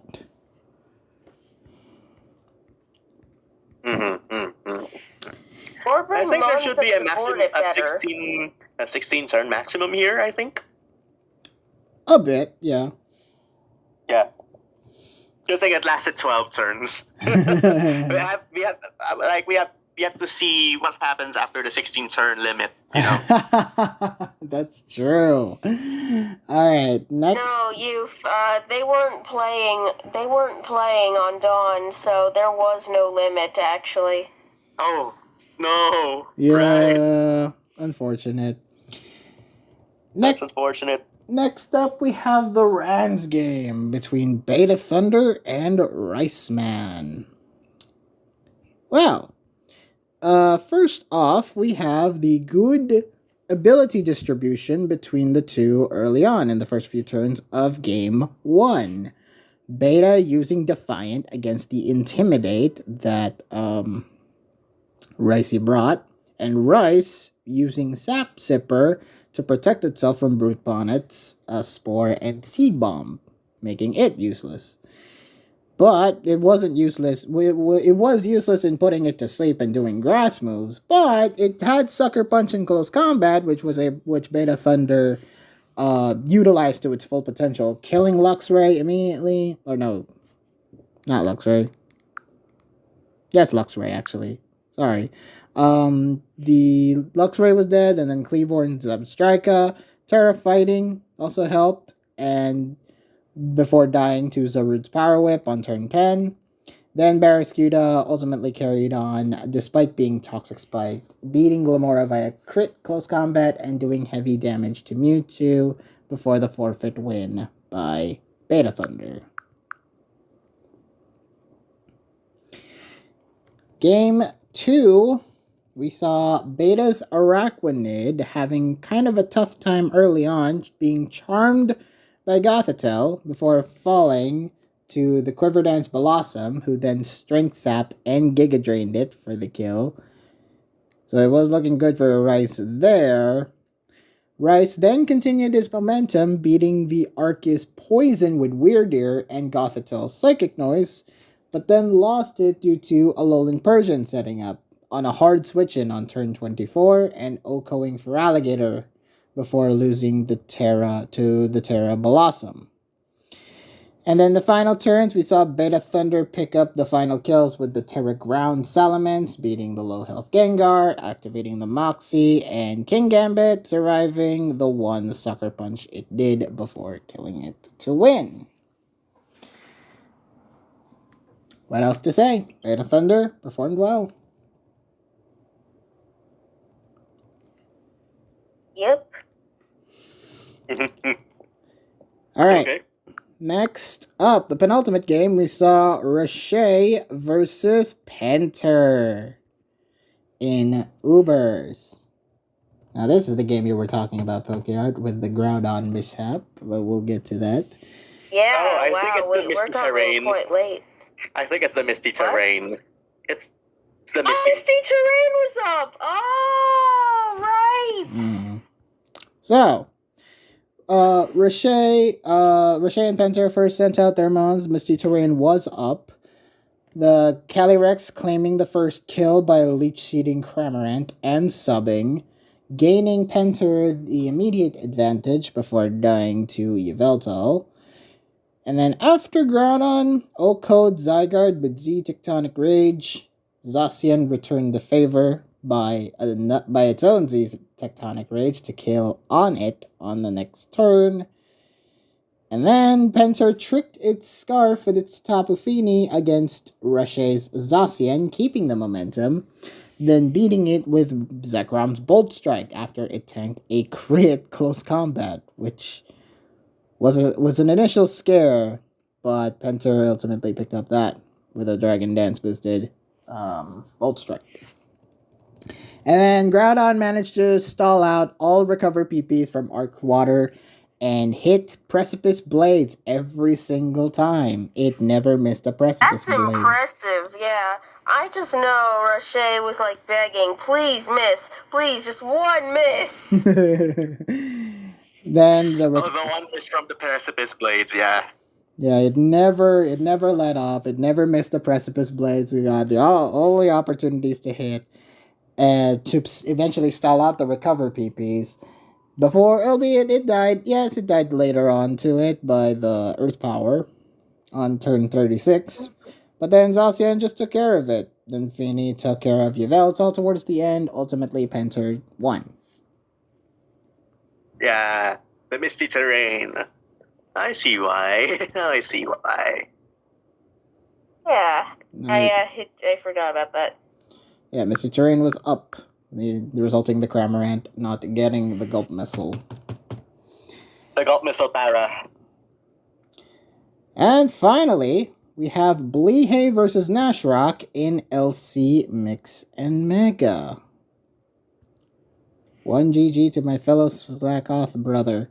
Well, this game was interesting.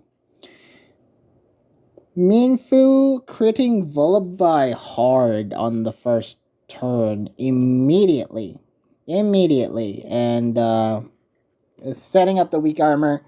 Immediate disadvantage as it failed to kill the Minfu before it dispatched the Volibye.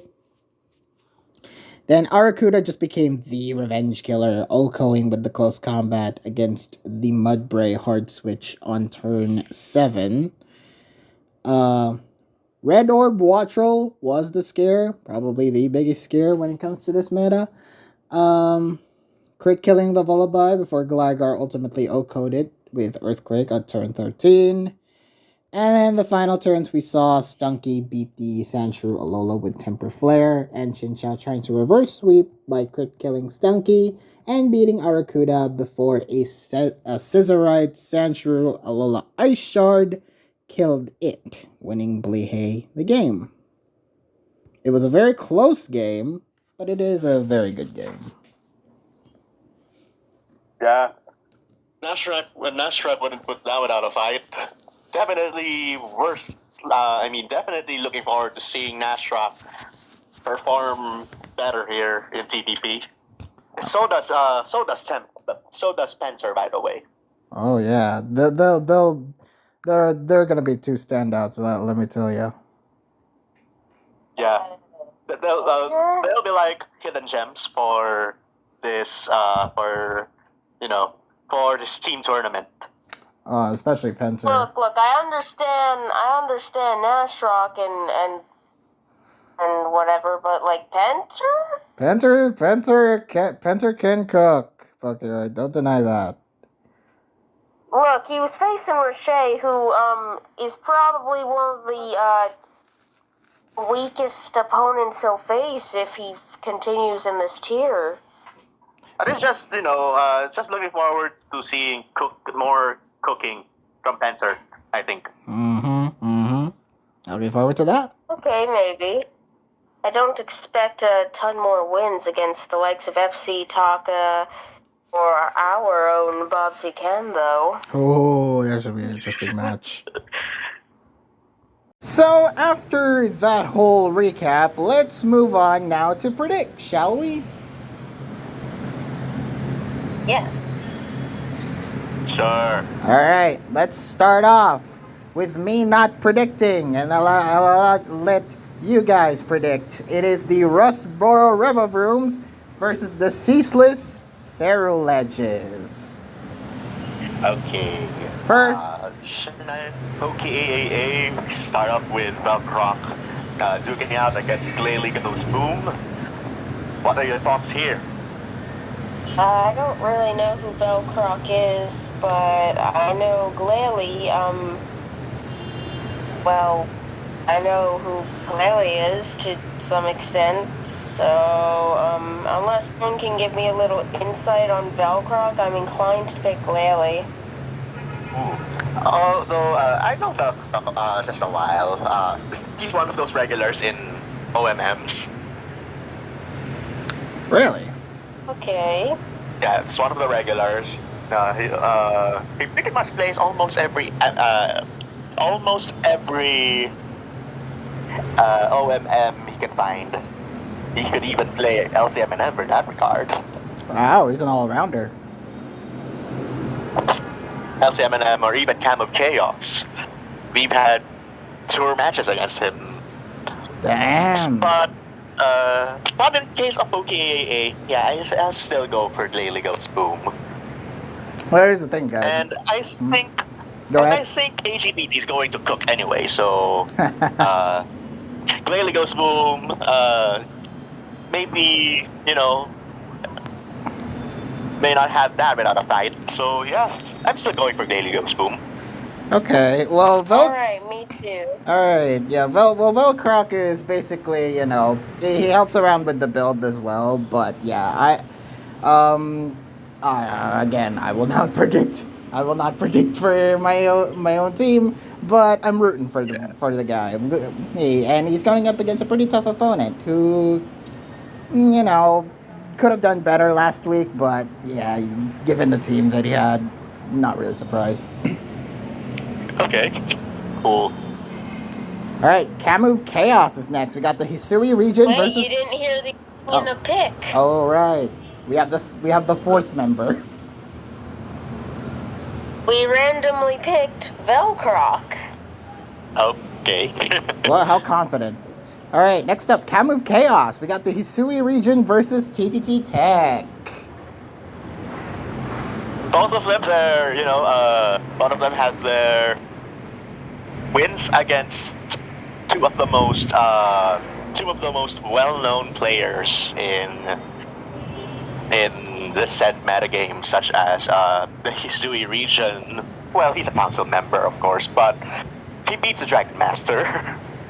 And TT Tech beating another well-known Camu Chaos player, Aero B. It was a long game. It's a long game, yes. But yes, that's the cause of, both of them doing balance Akmon stuff. Anyway, I'm kind of looking forward to see the Hisui region winning against TT Tech. Ooh. But it can go either way. I don't know about you, but I'm personally predicting TT Tech here. Really? Why is that? I thought what they did last week was impressive. Really? Well, okay. Beating Arabi for that long, he definitely had some endurance, but I believe in the Hisui region. I believe he's going. They're going to cook as well.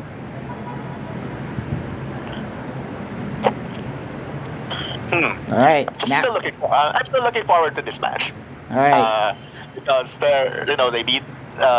they beat respective players from the said metagame. The well-known members. Probably both of them being council members, if I'm not mistaken. Of course, Aerobi is one of those. Dragon Master is one of them as well. And Yep.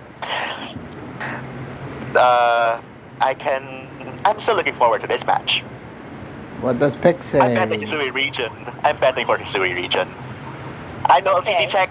I know TT Tech very well because he's one of the OM members that I've been immersed with years ago. I was teammates with him last time in OMPL, but I think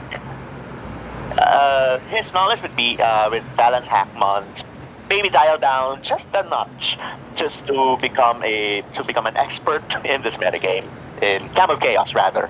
So yeah, this Hisui region for me. All right. What does Pick say? We randomly picked the Hisui region. Really? All right. So that's the vetting. The vetting is on the Reviverms on this one. Yeah. All right. National deck, same 6, no Terra. We got Carl Dude Guy versus Sayo. Oh my god, the 6 here. What have we got? Hold up, let me see the 6 Bastiodon, Trampa, Illumise, Cartana, Lowkicks, and Sylviana. We have 2 big sweepers and a Wallmon, 2 special sweepers, and Illumise. Illumise is going to carry. I wish. Big time. Oh, I wish. You know what? It's actually pretty good. Yeah, it's actually pretty good here. You got it can beat Cartana if it carries a special move. Low kicks, it's pretty weak too. Well, what else does it carry? I think Illumise can carry this because Prankster boosted disrupting moves can really handle this well. With the exception of low kicks, which is someone not to be underestimated with. Oh yeah. Especially with Tinted Lens boosted first impressions, knockup, sucker punches. Did you learn knockup or? I've seen it take out a lot of like heavy hitters in UU. Like in normal UU, this thing's a beast. True. Anyway, if we're going to predict someone, I'd say Carl. Yep. I agree fully. Yep. I am not surprised by that predict. Carl is cooking. Like the same 6 check has been mega active on our server, and Carl is just manning that tier. No matter how many test games they played, Carl has just absolutely controlled same 6. So I am fully 100% behind Carl. Like he's a goat. He's the same 6 goat for a reason. Okay then. Not going to underestimate or anything, but go for it. Yeah. He's a We goat. randomly picked Go ahead. We randomly picked Carl Do Guy. So we're all in agreement. Oh, okay. Yay! That's 150% agreed. We all if anyone actually roots for Sayo, I am gonna be so surprised. But okay. Alright.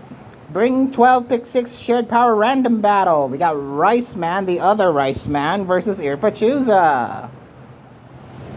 I think this is going to be another, not saying a highlight, but it's another match looking forward to. They're good Rats players, I believe. This is really Yes, tough. they are. If I were to pick, given my biases, I'd go for Irpachuza. Irpa? Really? Why Irpa?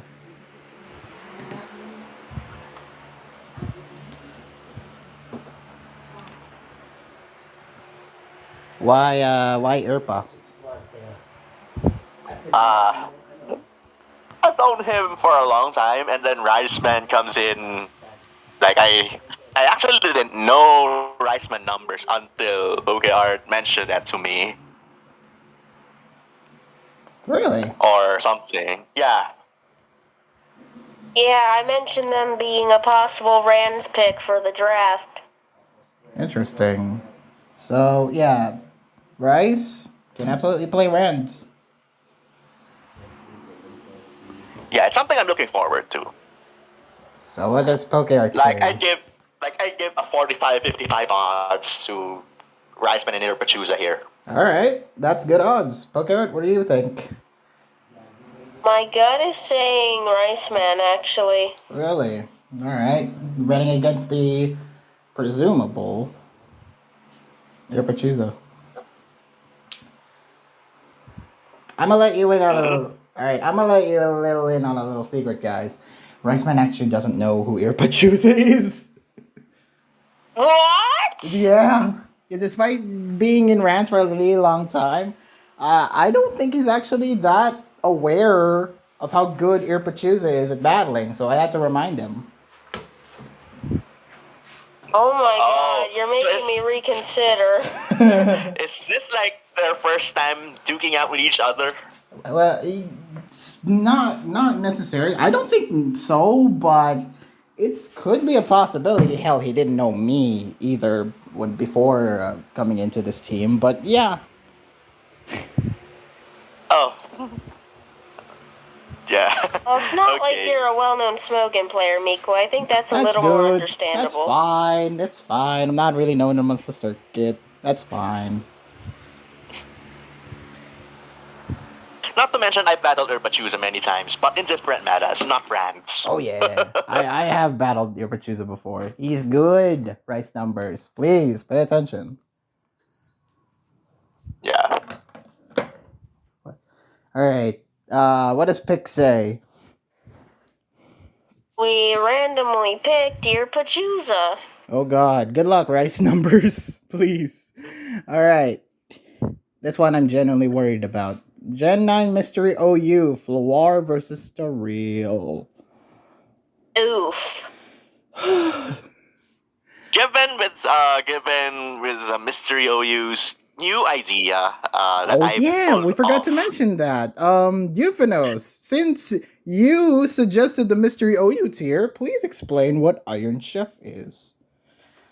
Okay, in 2000, that was a long time ago. That was around 2016, where we first started. Oh my god. 2016, where it was not me who spearheaded this in the Gen 6 UU metagame before. But there's this guy named Hog who made Iron Chef, who first made Iron Chef. And this is a team building. It was meant to be a team building project, wherein you'll be given secret ingredients ranging from cores of certain Pokemon or other themes or many ideas, in which after Hug retired, I took over. I got enticed with a theme, with a project idea, and it became a mainstay for up until Generation 7 in UU, and I also made it for Gen 8 Camomons for most of the period, and with Mystery OU being like going way too far in the last year's TPP, which definitely lots of things happened. There's a lot of ideas. And that made me think, I'm going to bring the Iron Chef ideas in here. So it brought me to say I've had some ideas, secret ingredients in mind. So for this week, we're going for the Blind Goat, which is actually the name of the restaurant. One of my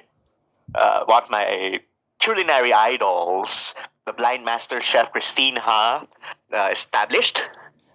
So Yeah. If you see MasterChef season 3, you'll know that guy. You'll know that girl. You know that lady. She's blind, legally blind, but she can cook. She can cook delicious foods. And that said, with the blind goat, and of course it's blind, and we had this inside joke from the last time that when you're missing moves, they're blind. That's true. Yeah, that's some sort of an inside joke. So there goes. So that brought me the blind goat. Then I put there each Pokemon must have at least one move having 85% accuracy or less. So whenever we say hurricane be cooking, it's definitely a different connotation with this week. Yeah, that's why it's called blind. Anyway, at least one move definitely makes a difference. So yeah. That said, I think Stariel can have Stariel can pull that off. Can pull off a solid team already with at least one move having 85% accurate. Like it could pull up like a Focus Blast, a Power Whip, or whatever that is. But not to mention, it doesn't have to be a unique one per Pokemon. So you can have 2 Thunders on the same team, and we don't mind that. So yeah, but given their OU knowledge, I think Stariel would be.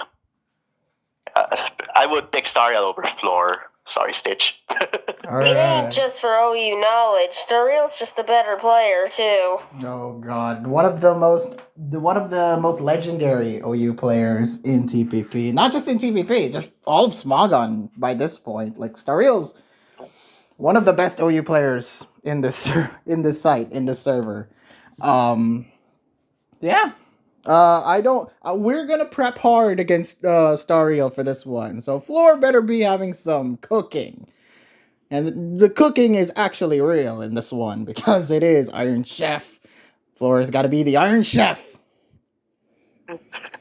Indeed. All right, pick. I'm guessing you're going Floor because you're funny. Yeah, the pick's funny. We randomly picked Floor. And I'm guessing Youth and I were both going Stariel. Yes. Yeah, Floor actually is flour, so it's pronounced flour. It's an ingredient, guys. Let it cook. Okay. Okay. Okay. Gen 3 Ore Coliseum. We got Yuki versus Lions. Lions all the way. Yeah. Lions. I mean, I'm not surprised. However, I wanted to pronounce it. I could pronounce it bad. Sorry, but yeah, I think I'd go for Leon's here. Yeah, I mean, even Yuki French. himself. I don't know. Even Yuki yeah, himself is actually pretty worried about Lions. Says he's a tough opponent. Yeah, one of the toughest opponents. Definitely looking forward to seeing when it comes to meeting with Hugo or Oda Guild, whoever we're playing with. But yeah, definitely one of the looking forward to that. Oh God. For reasons I won't disclose. Okay. Oh, right. That's Oh, fine. right. All right. Yeah, looking forward to this match against Yuki. But I think Yuki will have an uphill battle for this. Oh God, we really gotta prep for Yuki. Yeah, we really gotta prep for Yuki. Especially after the unluck that he had last week. I really hope it doesn't happen this week. What's the pick say? The pick set we randomly picked Lions. Oh God. Oh, no. Now we really went from picking my team to, oh God, 100% picking everything. Even pick is against me. Oh God. Okay. That said, we're proceeding with National Dex Uber's obtainable forms. No obtainable forms, rather. We have Pencer and Taka. Oof. Okay. Ooh. Oh dear. Pencer won against Rashi, Mhm. which is a good thing. And Taka lost to FC, but that Taka versus FC is actually a highlight match, a banger match at that. Oh yeah, the matchup was really good. Yeah, that was a They banger both one. were I used think, teams, but yes. I think the degree of Taka and FC eclipses Panther versus Rashi Oh yeah. at a larger degree. That said, I would go for Taka here. I would too, without question. Oh, you guys are not ready. Especially with the legality of Koraidon. You guys are not ready what Penter has been in the kitchen doing. Mikoi, are you forgetting who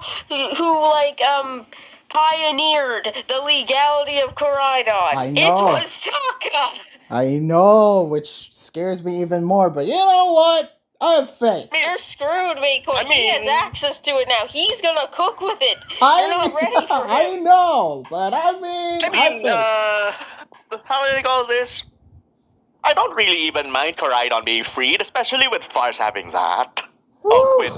Should I say, recently, I don't know.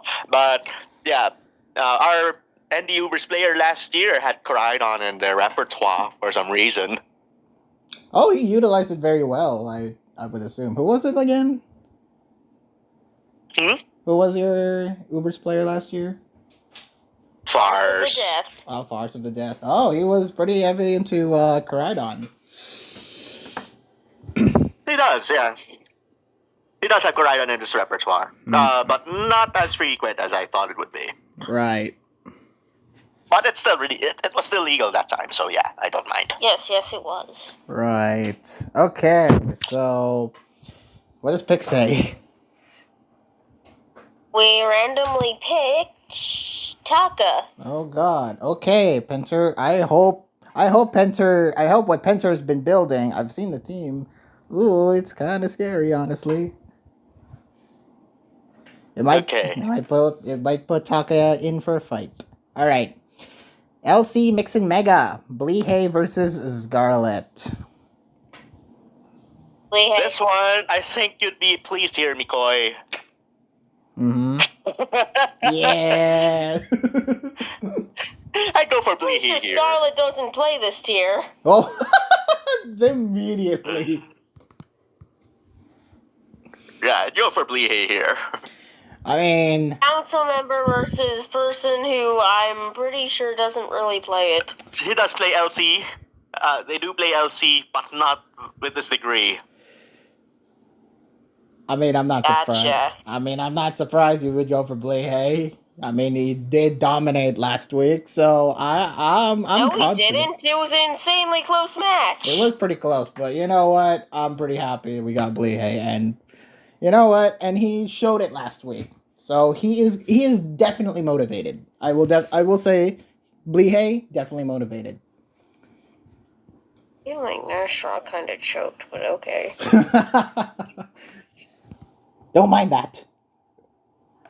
What's Pick say? We randomly picked Scarlet. Wrong. Okay. Lol. I agree. Lol. Wrong. All right.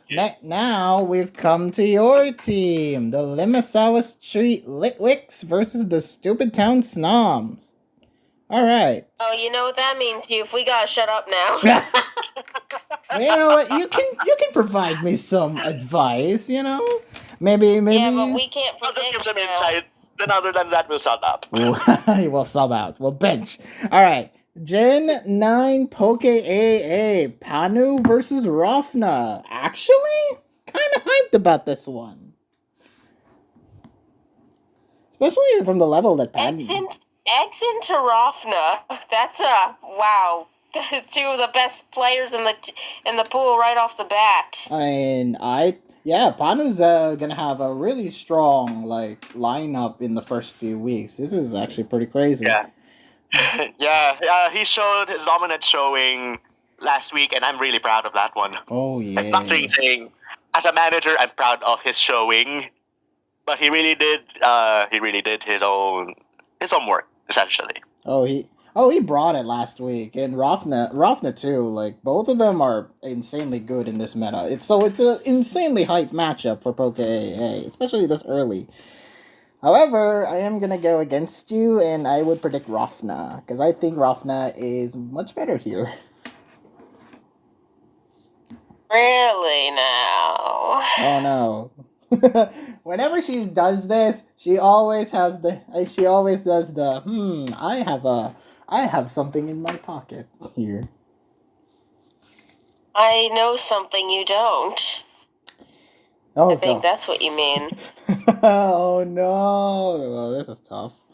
Well, what does the pick say? We randomly picked Rafna. All right. 2 for 2 for Rafna. But what if I told you that Panu is not scared at all? Really? Really now? Against Rafna? He is confident. Really? Okay. Alright, next up. Camove Chaos. We got Euphanos versus Aerobee. Huh. Youth. Who's this guy? Who is Euphanos? Me? You're talking about me? Yeah, you talking to me? We're definitely talking to you. Alright, yeah. Aerobee, huh? This is another insanely hyped matchup. Both players I know to be very good at this thing. Even though I think I'd expect a rather boring match here. Why? What have you been cooking? I think all matches in this tier are boring. Wow! Just because one turn. Because I see Balance Hackmons being too bulk oriented at this point. So I mean, for the general Balance Hackmons, they're geared towards who is who can hold the ground further will win the match. It's mostly like that, or based on my OMPL experience that I've watched. And especially that was kind of ages ago, but it's pretty much as one guy said in the draft, Cam of Chaos is like the vegan version of Balance Hackmons. That's what I was gonna say. It's much more simplified, the BH, than normal BH. Although yes, I'm actually immersed into this because of my Camomon's background, so it has some merits. Yeah, so definitely something to look forward to.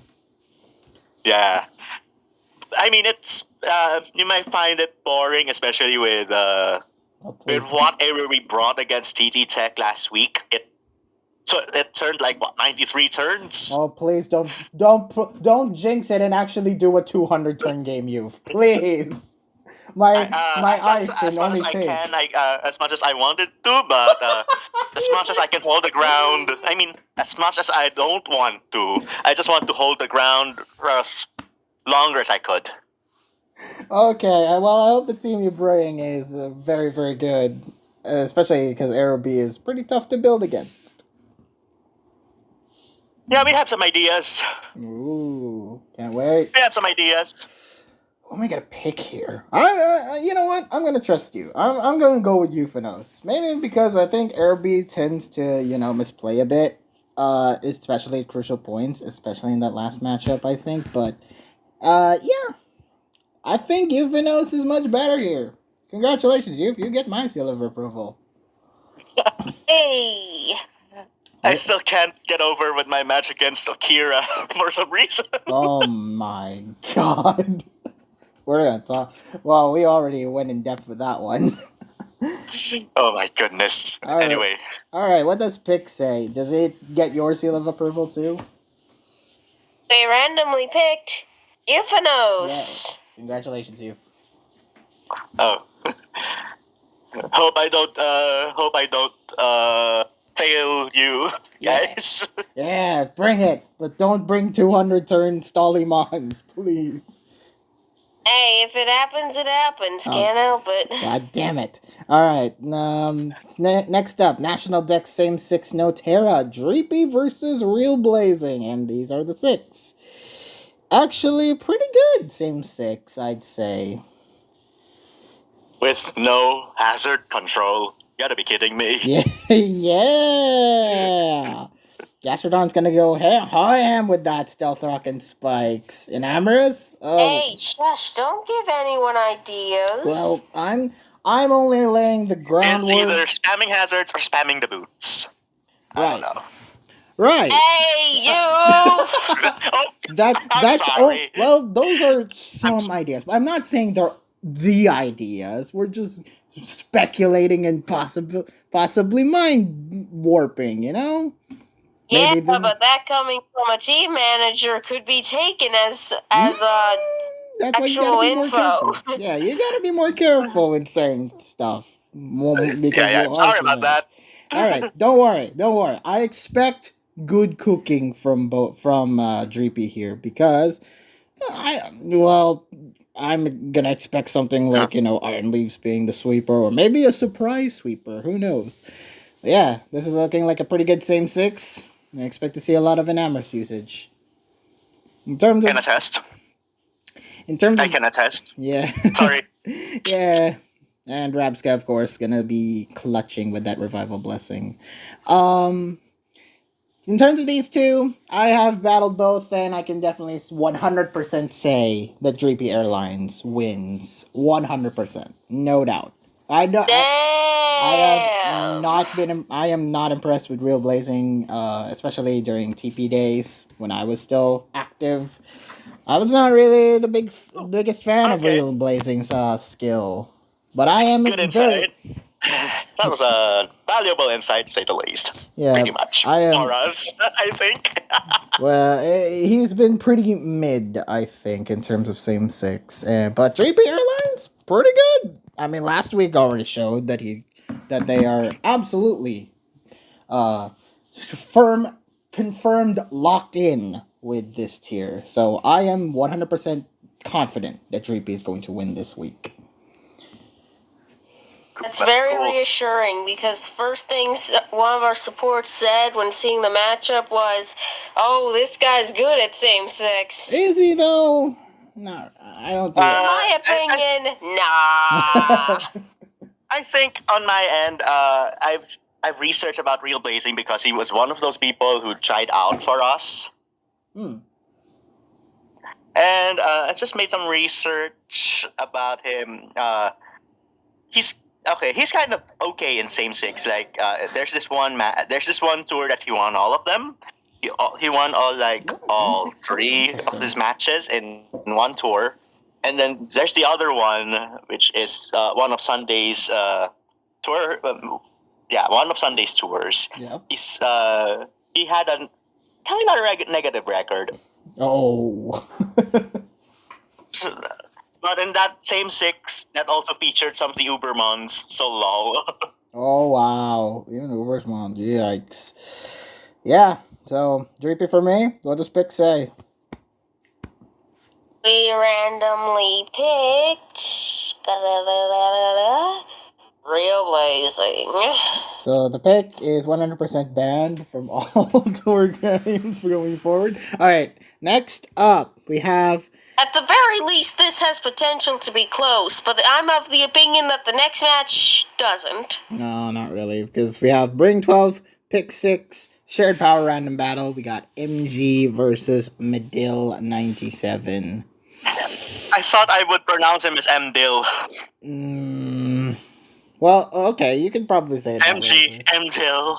Just kidding. No, he doesn't deserve to have that M sound like MG. No, because MG is an M genius, and he will win. Because MG did well, dominating, actually, in his last week. And Medil...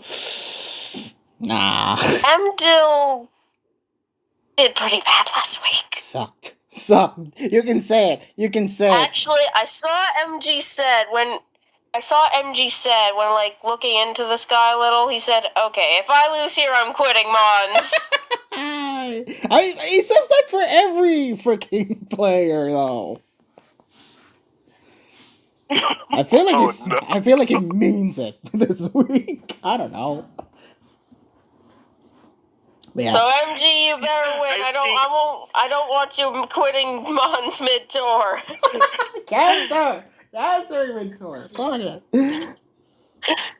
Looks like if that's the case, we need backup here.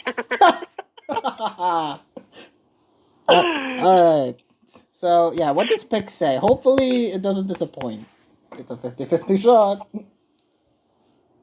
We randomly picked MG. Alright, good. You're back. Unban friggin' pick.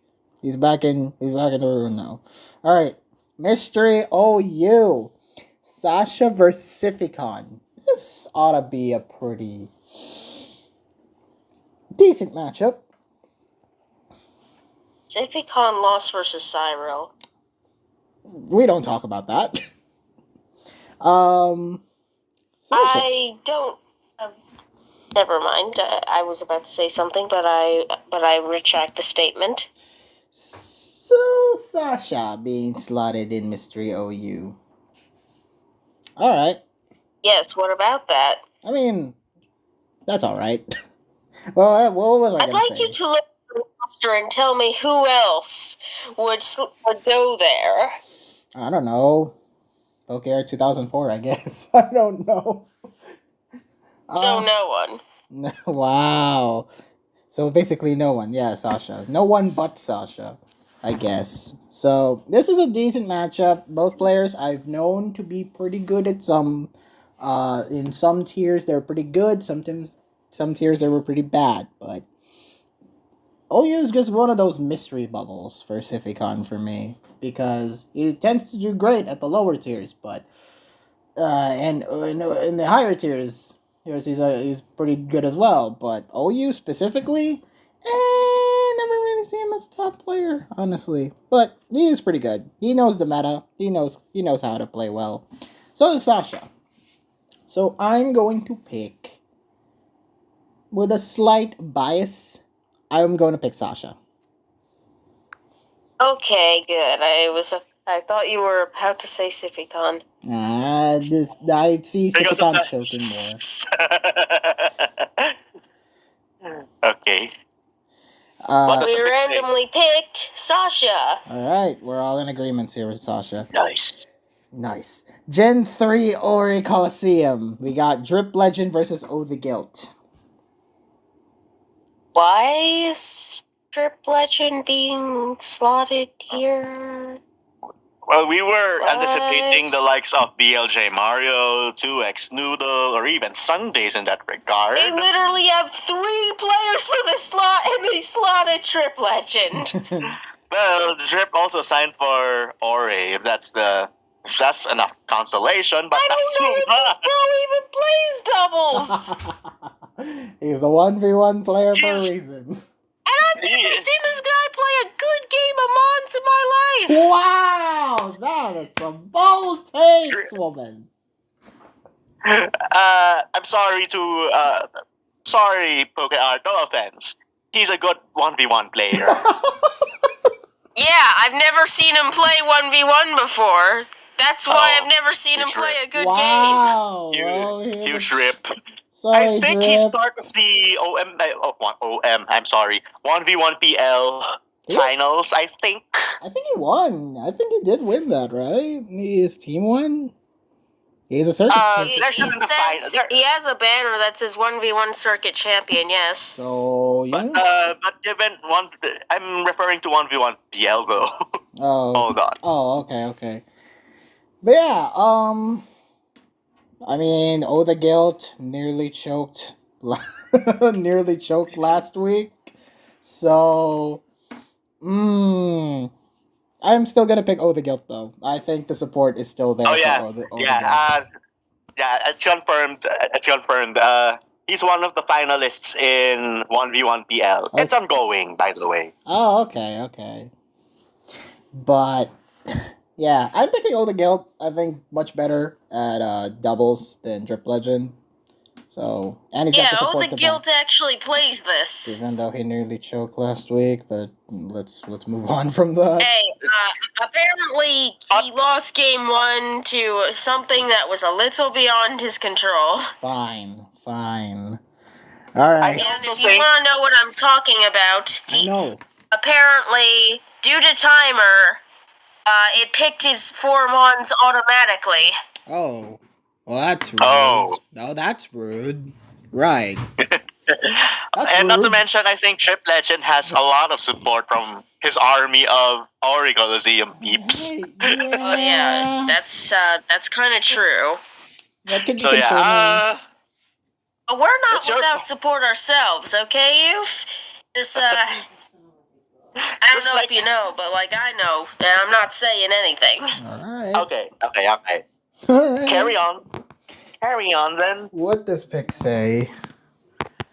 They randomly picked Drip Legend. Yeah, so it agrees with you, PokeArt, that's saying Drip Legend is not mid. What? You call him bad, so... Alright. National Dex Ubers minus obtainable forms. Bobsican versus FC. Well then. What can you say? Definitely I can say this is the toughest opponent of the tour for him. Pretty much, I believe. But I think I'm really impressed.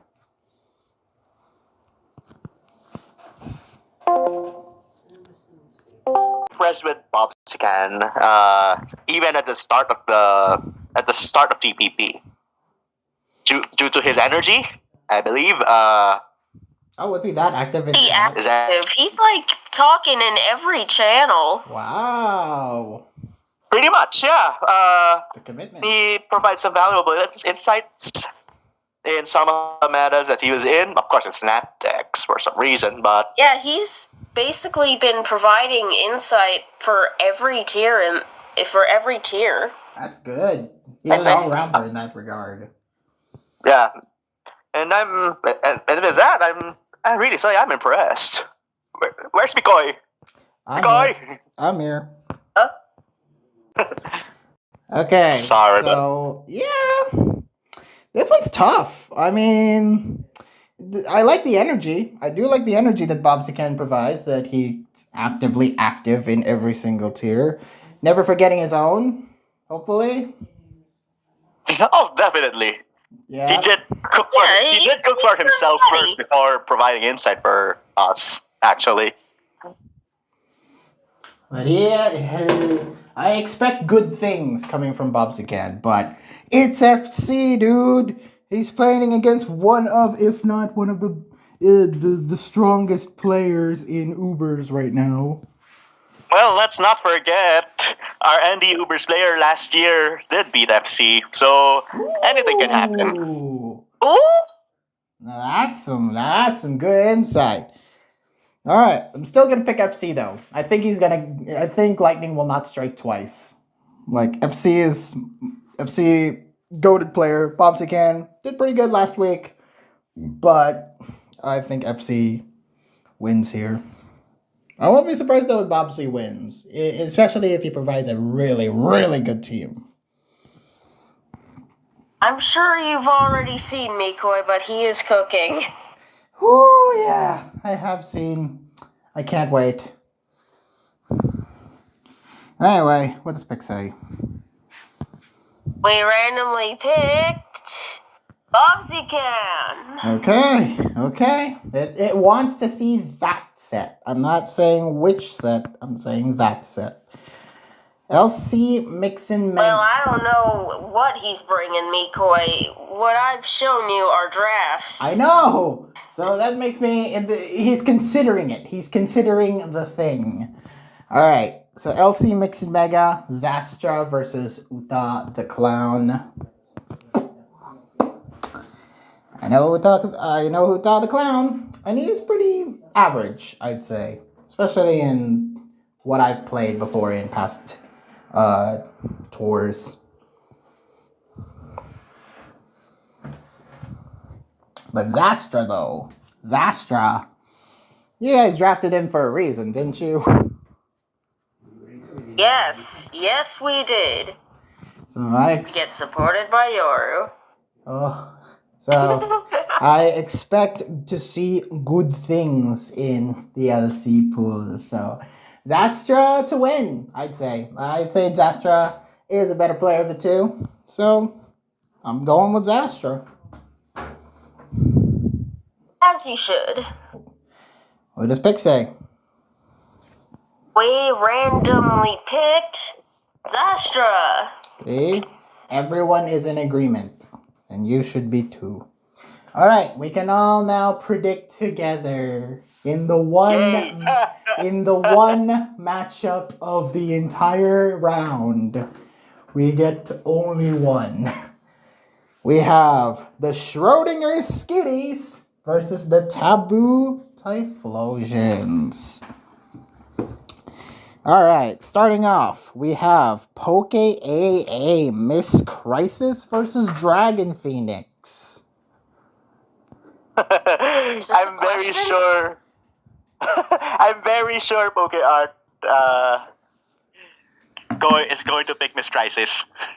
So do I. I mean, is there any doubt who is going to win here? I don't think so. Not even from the pick. Not even pick. So every 100% agree. We all say Miss Crisis. Yep. Yeah. Good. Yeah. Good. Miss Crisis, do not disappoint us. Can Move Chaos. We got Seth versus the Dragon Master. I could have. Hear me out, Okay. Pokeart. This is the reason why. This is why I mentioned it to everyone. Not to everyone. To Pokeart, especially. It's because during our match with Akira, he mentioned to me that he mentioned to me after the match that he played bad. He played really bad. He admitted. So I don't think he did. I don't think he did. This is just questionable at best. But anyway, the reason why I thought I'd want. I'm not going to bank too much on Akira is because of his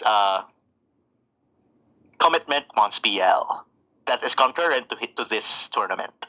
Right. So that's why the managers apparently picked Seth just because he wants to provide the class support. I don't know, but I would have thought class would be here in Camp of Chaos. Okay. But instead, class is in a different slot that is a little, interesting. Questionable. Interesting. It is very questionable. That interesting would mean could be bad or could be bad or could be good. Time will tell. In my opinion, bad. In my opinion, what the fuck? Regardless, if there weren't any support, I'd go for the Dragon Master. No doubt about that. Alright. I don't know who Seth is. Do you have some insight in if Seth is good at the Camp of Chaos? No idea at all. Oh, right. Or probably one of those Mogonites that I've never met, but he's known in other servers, in other channels. You know what I mean? Right. I have. No hit knows him. I know Hidden knows him because this guy put in his sign up, draft me Hidden. Okay. Well, he's against the Hidden Probably one team. of the Netflix people. Now he's facing Hidden's team. Yeah, definitely one of the National Dex people. Alright. Okay. What do you think? Hard to say. I feel like Dragon Master could have a better team, but, Seth could play better. I'll go Seth because Dragon Master's kind of just a bad player. Wow. Oh. You're brutally honest with me. I know he's kind of iffy in, kind of iffy in the entire TPP stint that he was, Oh, that he yeah, had. he has Like, been. But I think it would be a consolation for him to win here.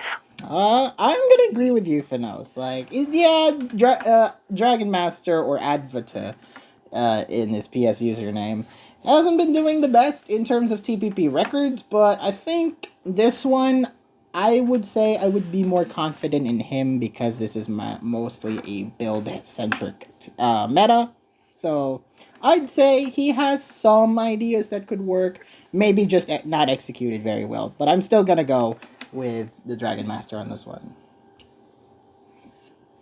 What does the pick say? Okay. The pick says they randomly picked the Dragon Master. Okay, so it's Okay. nice.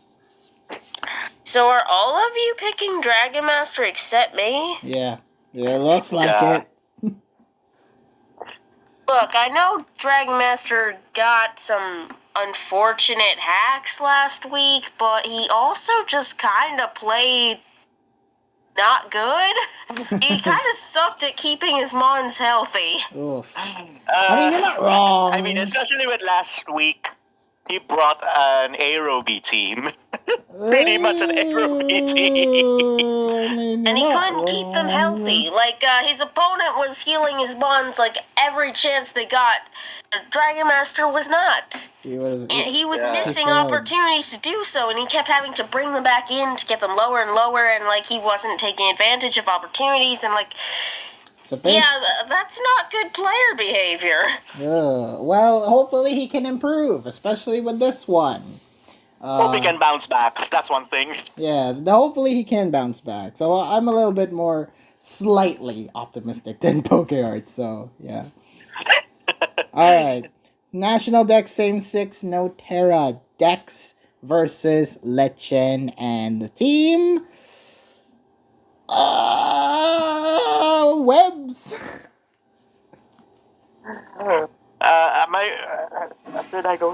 Should I be speculating here? I mean, I speculate on almost every. What the hell is this? I mean, I speculate in almost every Same 6 matchup, or everything that Pote rolls, I usually criticize. So this one is very bulky in terms of Torkoal and Mandibuzz, but also very sweep heavy in terms of Ice Cube, Grafaiai, and Rabambi to some extent. Why is Chimeco here? I don't even know what Chimeco does here. I mean, he can do Heal Bell, I guess, but it can also be Grafaiai if not careful. But yeah, Grafaiai gets Sword Stance and Knockoff. That Chimeco's dying. Yeah, that Chimeco is 100% dying. And also Rabambi's podcast. I think. I guess Ice Cube has at least a weakness. I'm predicting White Smoke Torkoal here. White Smoke? Really? Oh my gosh. Not drought. He's not going for the drought. He's going for the other. Drought will not work. Oh no. On this team. I don't think so. For the reason. I don't think so either because Ice Cube's there. Yeah.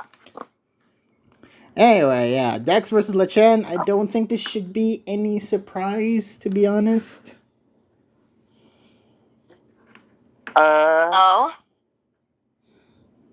Am I supposed?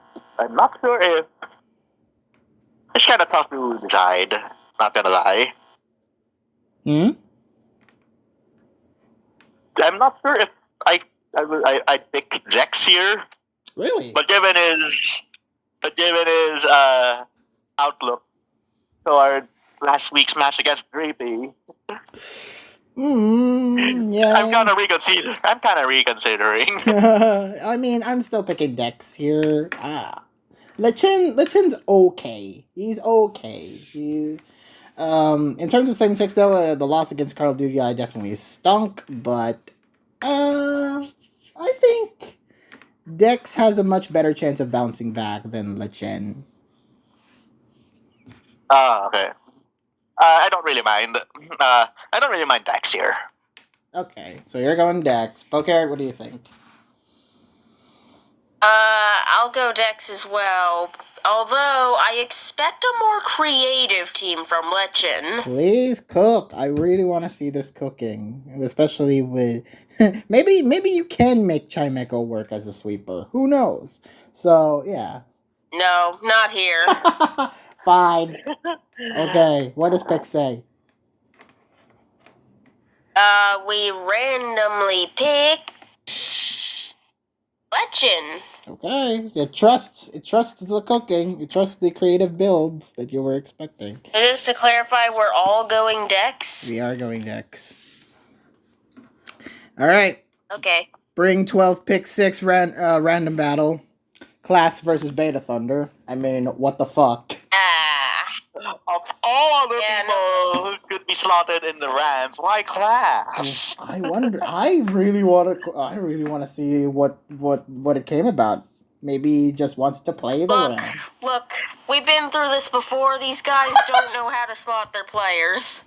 Okay, last year it might have not carried us to playoffs, but we got 5th. I'm happy. I'm not sure if they're going to take away their chances, especially Classes against Beta Thunder, one of the good Rams players around. That was great. Beta Thunder's Probably great. the best Rams player in this tour. Beta Thunder's great. I mean, the win last week in 2, fantastic. That's against my player, so yeah. Who else are in the roster? Let me see our records. Who played Rams last time?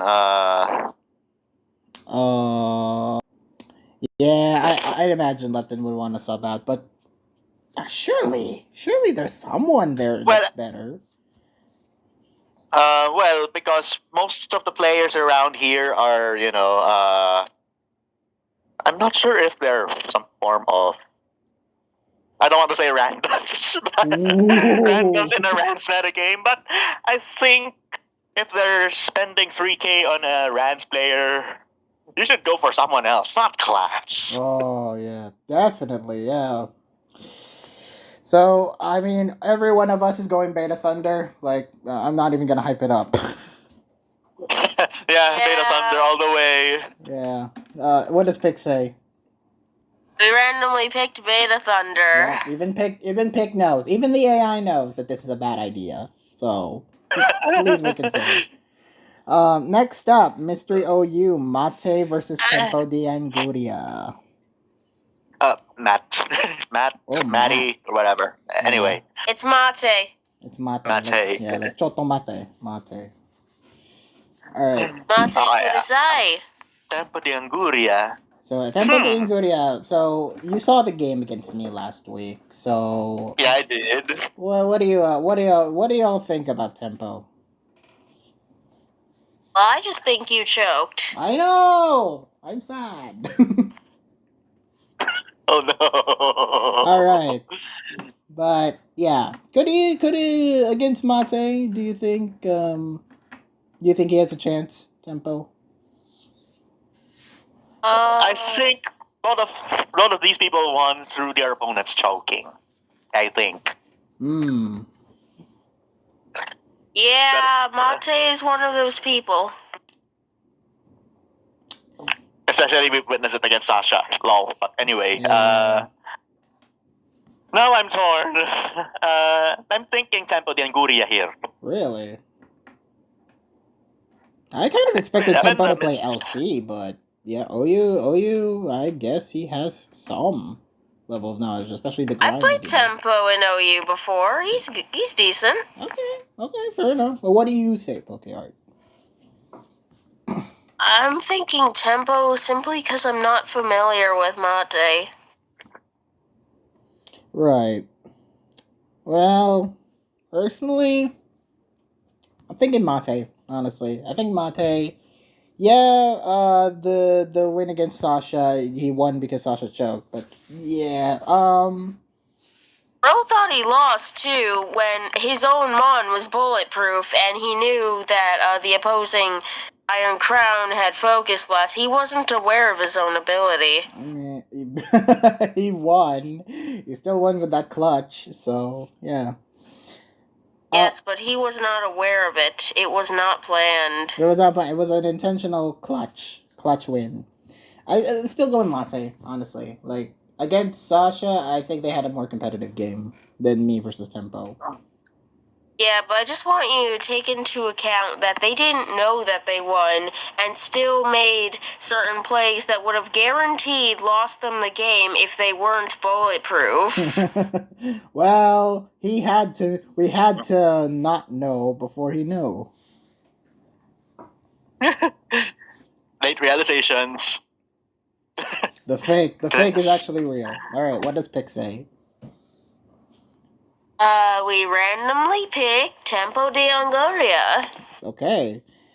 Alright, next up we have Gen 3 Ore Coliseum. We got Nico Lassi versus 4 aka, oh boy, Forlom. we are going to see some great things. Definitely a highlight match, I believe. The highlight match for Ore. Yes. Both players Yes. very, very highly ranked. So I am looking forward to this 100%. Okay, but I think Nicolosi is going to bring this home. You think Nico? Yeah, I'm going Nico here. Alright. Like, I'd give it a 55-45 odds. What does Poker say? I'm going for Lom. Really? Over the founder?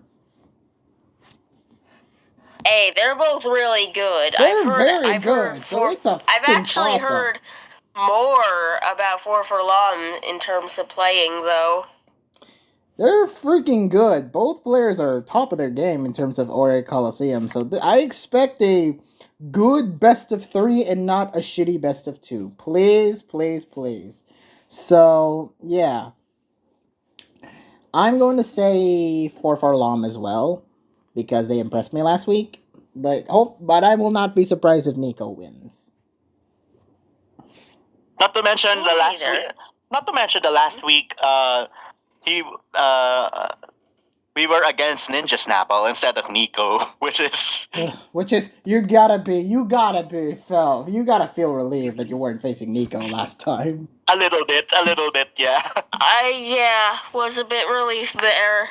Yeah. And confused, and once again thinking that this team doesn't know how to slot in their players.